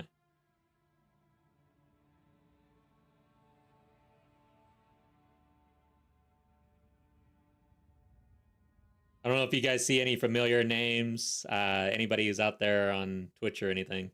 I'm not really seeing anybody. So our next goal will be just to hit 91, which will really shoot us up. Looks like quite a bit. Okay, so like 800s. Get top 100, we'd have to get to level... A lot. 96. Wow. That's a chore right there. We could get top 200 at 95. Anyways, we'll see what happens. We got there. Thanks, Bobius. All right, so back to gaming and then MTX. That's right. So how do I do this? Isn't there a button for actually... Oh, yeah, K. All right, we're official now, I think.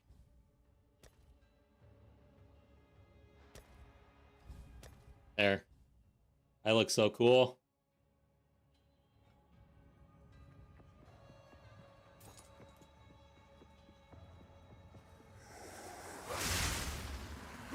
Now maybe we can zoom a little bit more. Or maybe not. I'm undecided.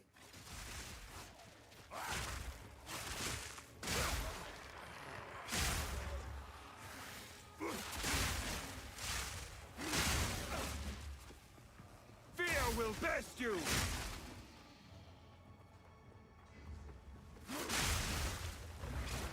Prior to this game and prior to the challenge, I had never played a game in hardcore mode because I thought it would just be too much of a pain in the ass and painful. Yeah, just overall painful. But yeah, I sucked so bad at the beginning of, you know, my first day or first hours in the game that I thought it's time to stretch and do something difficult. So did the campaign blind and hardcore SSF. Took 20 characters. I guess that was a pretty good way to learn hardcore. Because now, fast forward to the next league, took 19 characters to get there, and then I died like at level, I don't remember, but maybe T6 maps or something like that. Now, this is my one and only character for Dawn of the Hunt, and we made it to the ladder.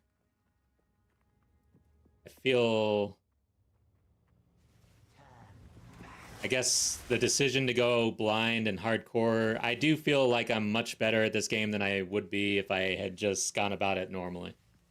For me, I needed something to kind of push myself, I guess. Hello there. Alright. Can't be evaded. I'm gonna avoid. Quantity of items can't be evaded.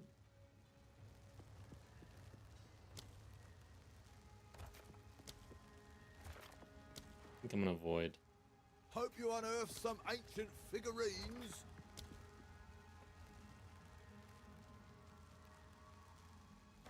There. See a character by Ann Gormus, dead at 6:15, level 92. Alright, that's the new goal. Of course, he got there in like 2 days, but slow and steady. Probably got there in 1 day, actually. What am I thinking?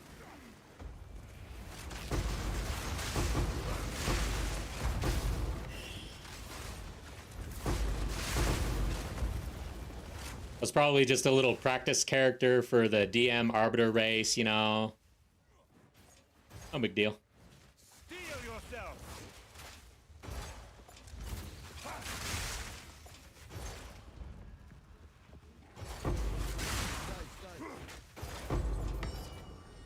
He was a smith. Nice. Okay, cool.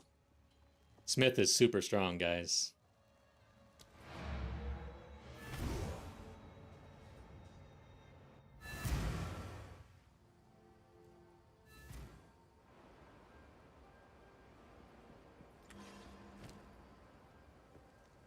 What do you think?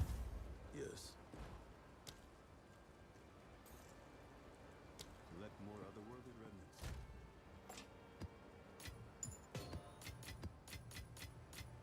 Nice. That's some good exalts right there. Okay, so just essentially farming at this point. Going to Sump, I guess. I forget who the boss is. Fortress? No, I am not doing that. Now, we would, in order to really push this character. Oh yeah, that's right. See, that's why I didn't want to map Portal to end, because I knew this would happen. I knew this would happen. Damn it. Okay.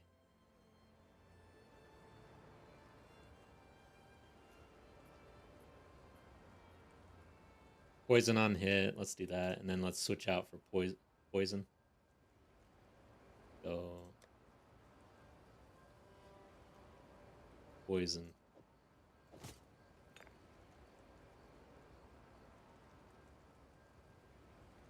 Alright. So, in order to really push this character at this point, farming this XP is going to be nice, and just picking up currency and whatever. And then we'd have to try to probably roll some upgrades. I don't know if we're Citadel ready, but we've got some Citadels, and that would be kind of the next step, is going to those Citadels, I think.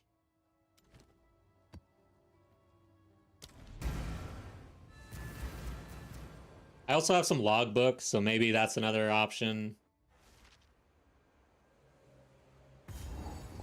So I think next goal, more so than the latter, is maybe actually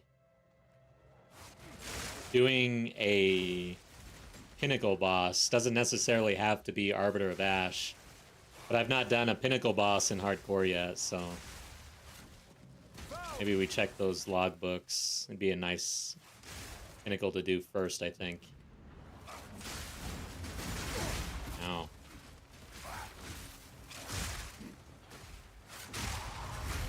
Meek creature. Man, it feels good to wear this MTX again, though. I do like the look of this one. It was the Fresia event MTX. It's not too flashy. Looks good for my type of characters, like spear characters, mercenary.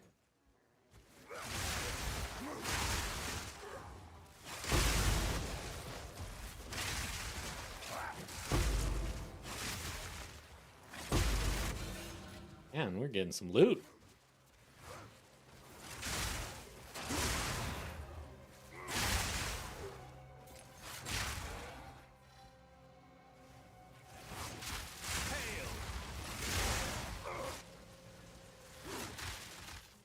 Okay. Do we have logbook? Yes. By runic monsters. Extra lightning damage. And I don't know about that one. Here we go. We could do that one. I think we come up this direction. This up. Then we just go away. Which I can't really do. There we go. Hopefully that I didn't actually hit. Let's just make damn sure. Yeah. I did not pick up the lightning damage immune.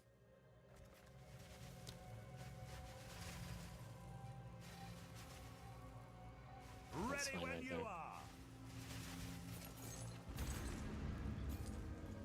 Yeah, when you find an MTX that fits, definitely. So, and that's the thing about the extravagant ones. I don't really like extravagant MTX, really. It's kind of like the World of Warcraft thing, where in vanilla, okay, it was like, it was cool to pick up something that had some sort of effect because it was rare. It was cool when your shoulders were kind of big because big shoulders weren't the thing. Then eventually shoulder pieces started getting so big that it just kind of looked ridiculous after a while. And then everything was just so out there that... Oh, wow. Nothing was special.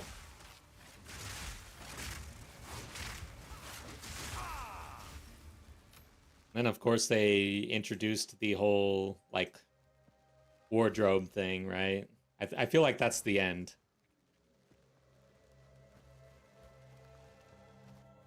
Yeah, Reliquary. We'll go check that after this.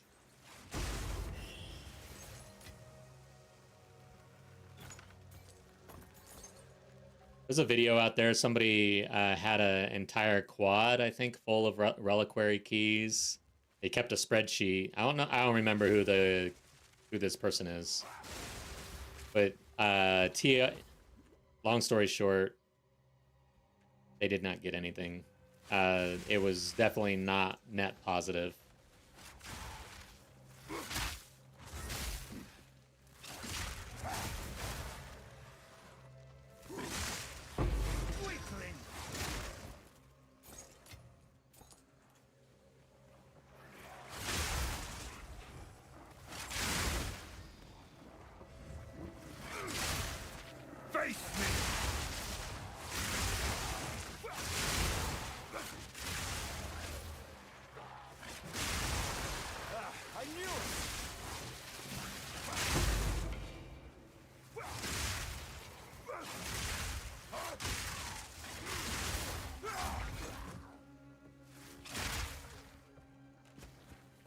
We do have the Withered Crone. Okay.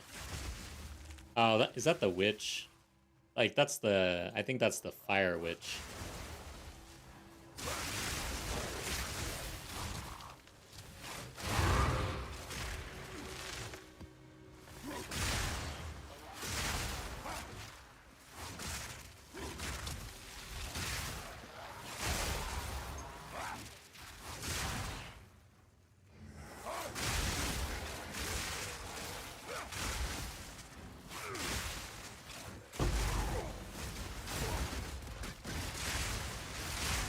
Won't be doing this breach, of course. Perfect jeweler's orb, nice. Not sure if I need one. In the right hands, this could forge something truly. It'll be nice to get on the mercenary again, where the voice lines are a little more palpable. Or is that the right word? A little more digestible. Shit. I'm about to be digested. Jesus.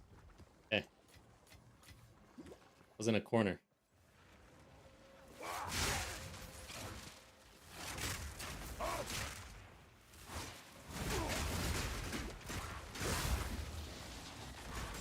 This is awkward as shit. Alright.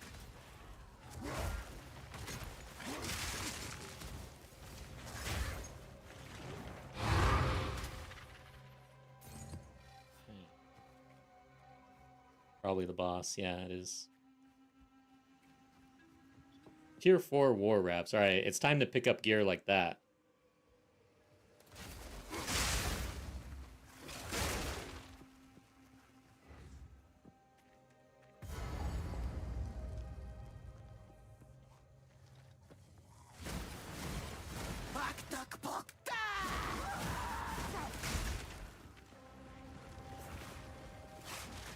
I'll never hit with the lightning spear. He's killing herself on my spears, though. Oh, yeah.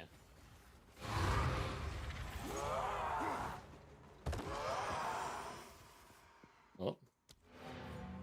Palpable, feelable, impactful. Yeah. Impactful. So how did I say that? A little more feelable and impactful. Yeah, I guess it was okay. That's fine to say for the sentence, I guess. But I don't think it's exactly what I meant.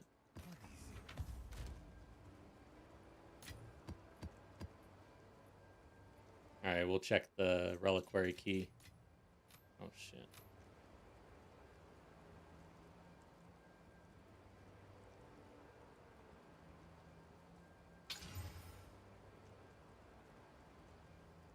Ooh, wow. Oh, whoa, whoa, whoa, whoa. Holy shit. That's not bad.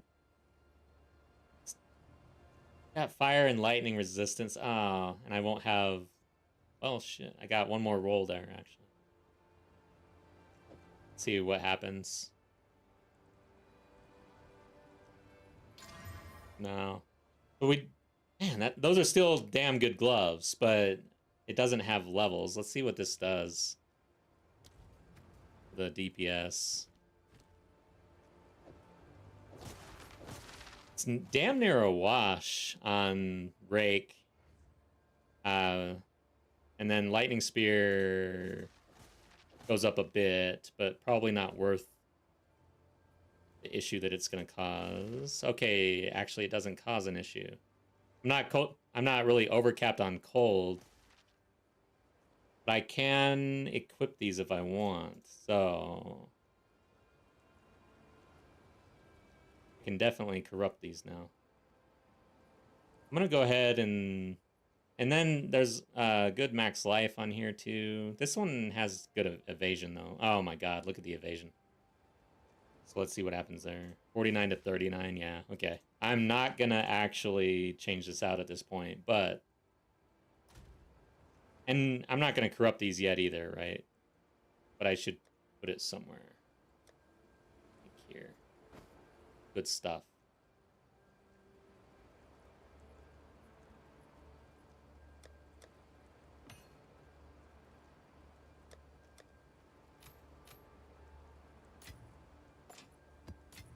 So check this key out.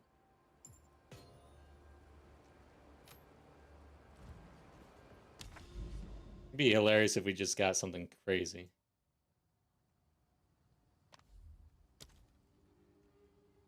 This one? Oh. Huh. Did I? Oh, so I haven't actually discovered key thing? Or is it the realm gate? Oh, okay. I thought that there were... Oh, shit. That didn't do anything, did it? As far as league recipe. Did it just eat my key? Okay. But yeah, there's a vault. I probably have to go travel this. Oh, there it is. How did I not see this? Okay, this is where we go. Did not. Couldn't see. Let's see what useless unique we get.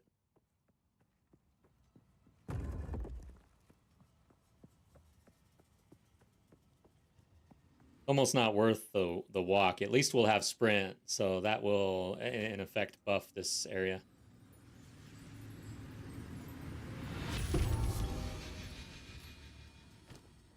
Not familiar with this one. This was made by a skilled artisan. Okay.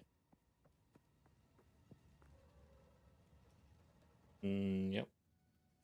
And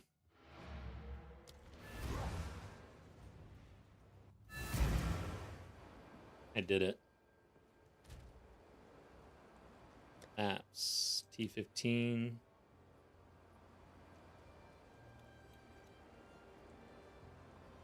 Increased rarity, elemental resistances.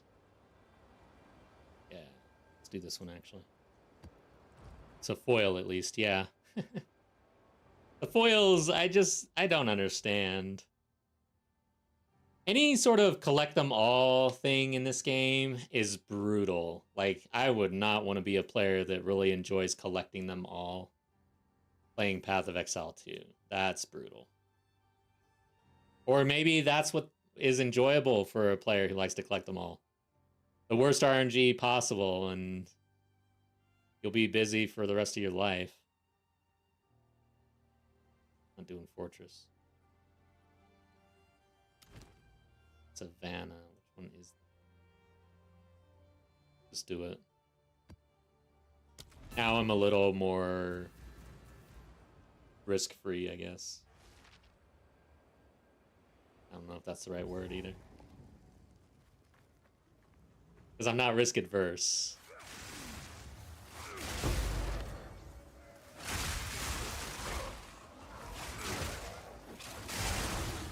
Got a ritual.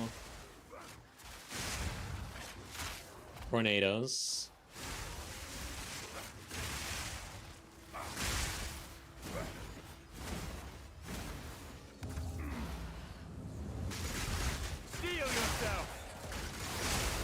Yeah, this is actually, it turns out, the perfect game for collect them all players because you'll never actually get there. Content for the rest of your life. I am so slow. How did temporal chains... Wait, what?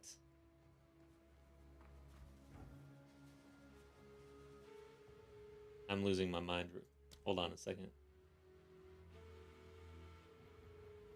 Is that... How did that end up here? I am pretty sure temporal chains was not on my waystone.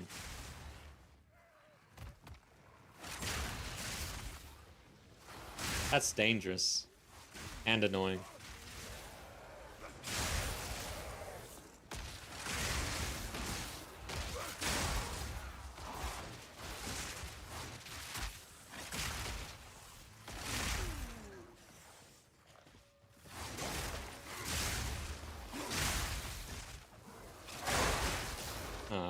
Got hit. That is dangerous, guys. I got hit again, did I? Whoa! Did I miss that? No. That was the slowest jump ever. Yes, this is so dangerous. I don't know if I can do this.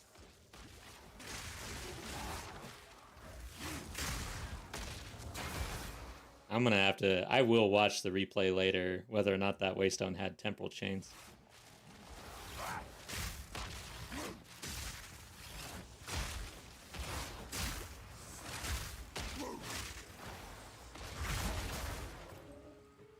That is brutal, guys. Temporal chains? They need to tone that down, man. If there's a mechanic that every single person on the planet skips and it's just, like, unplayable, basically, probably needs to be tuned down a little bit. Like, if you got just a 5% movement speed debuff or 10%, I don't know.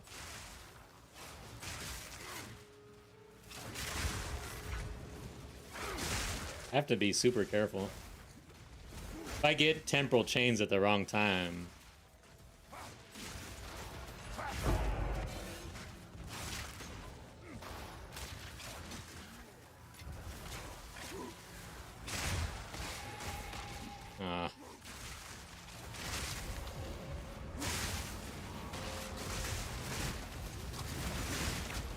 I need more time. You were no worry.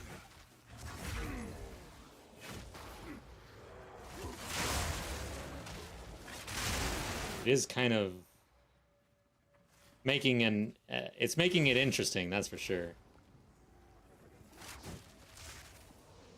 Oh.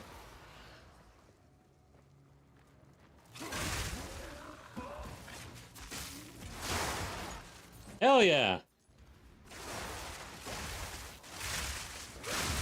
Oh god.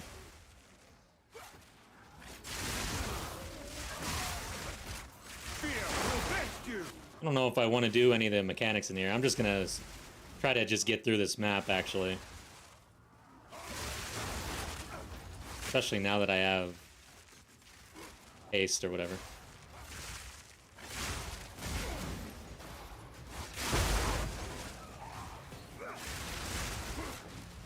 Oof, I got slowed. Wow, what is the deal? All right, it doesn't tell me what the percentage is, but even with this acceleration, it brings me down to basically a halt. That is so bad.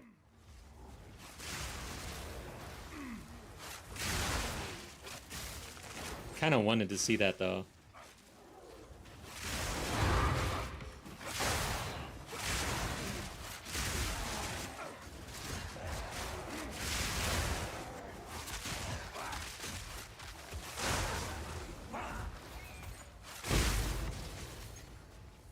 One more rare. Hopefully.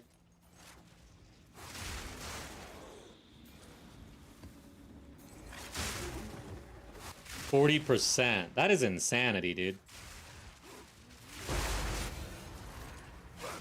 Hey, look at that.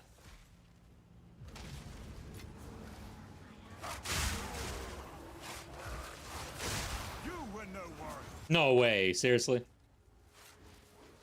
Oh god. Got hit again. For 20 seconds too. Like your curse, they just improved, what was it? Shock from 4 seconds baseline to 8 seconds. Temporal chains slows you down to basically crawling for 20 damn seconds. Come on. I'm complaining. Alright. There's a boss somewhere, I guess. Yeah, that's gonna be a brutal boss, actually. If I get hit by... Yeah. He's got a slam that is just gonna kill me, actually. I will watch the replay. I'm very concerned about my actions.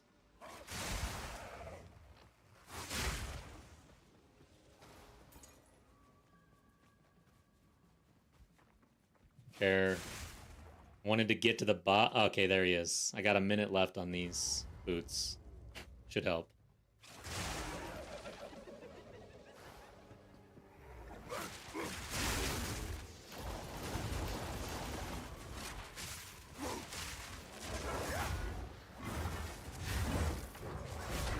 Oh no. God damn it.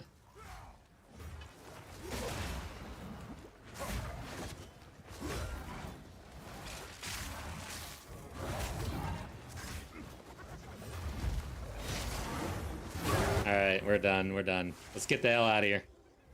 Oh, wait, we're not done. I forgot about this. Shit. Alright, we're done. Lightning Spear just off-screened them with no issue whatsoever. Okay.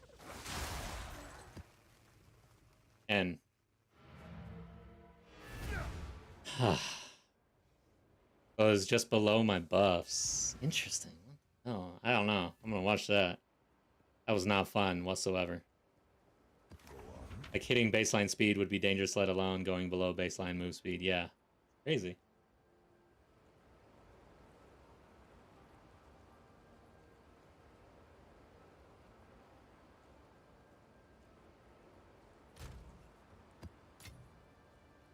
Alright, here's a map. Definitely does not have temporal on it. Or there's a waystone. Let's check the map. What do I want to do here? Try to make sure we're hitting the XP forge again. 70, 70. 70. It seems that 70 is pretty much the max for this little farming area.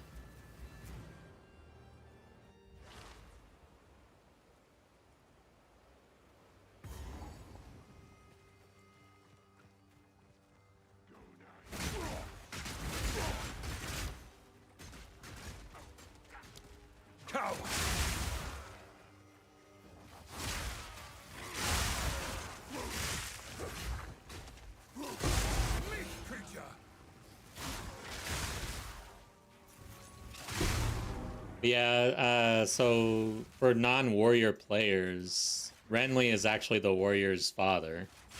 You know that if you play warrior. Yeah, it's interesting. I never really read the dialogue, but if you don't pick the warrior class, Renly does ask about his son if you've seen him. And then in my head, which is like never actually in the story, it's like, nah, I haven't seen your son. Like, I wouldn't even think about it. I needed this creator, Kitten Cat Noodle, to actually explain to me, oh shit, I'm gonna die. My fingers got totally off WASD. I needed her to actually explain to me that he's asking about his son who just got hanged. I never really put those two together. That's weird.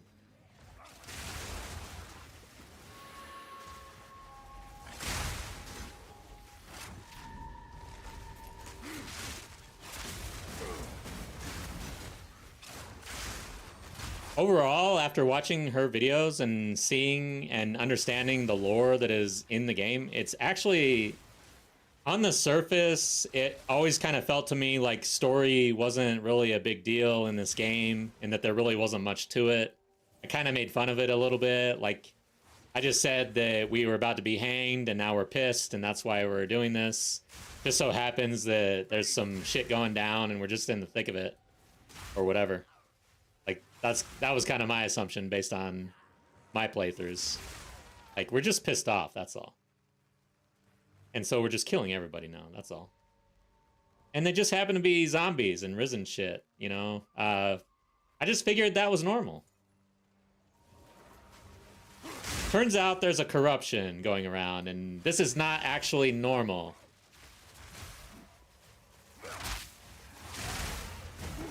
The story isn't in your face. Yeah, exactly. It's not in your face, and they don't require you to really have to be involved in the story, which I really appreciate because that's the kind of player I am. I just want to zoom, basically.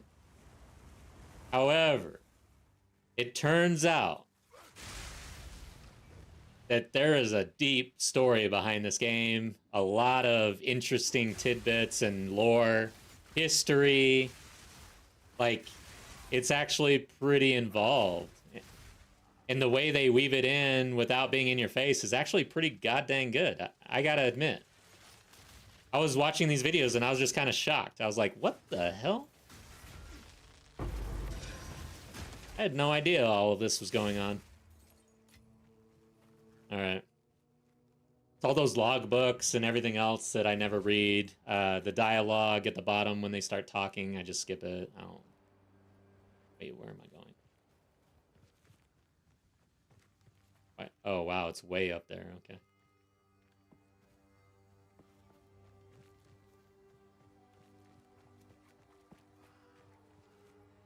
So yeah, overall, again, another thing where I'm pretty impressed with the execution of Path of Exile. And the other thing is the PoE 1 and PoE 2 are only 20 years apart. So it'll be interesting to see how they weave story in and out of the two games that tie to each other. For instance, the Val, if we actually go in there and Val are alive after all this time, and they like leave the mountain or something and become a force within the universe here, maybe you end up seeing some Val in PoE 1 somehow. I don't know. Interesting.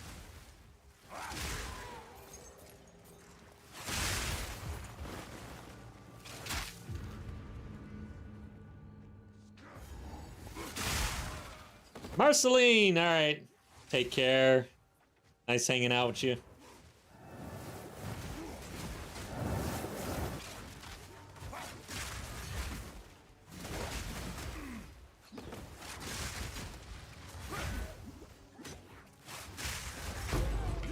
Peace. I guess I need a bye emoji. Bye-bye. Actually, it's funny. I'm wrapping up here as well. This was my time. So that was the last map, everybody.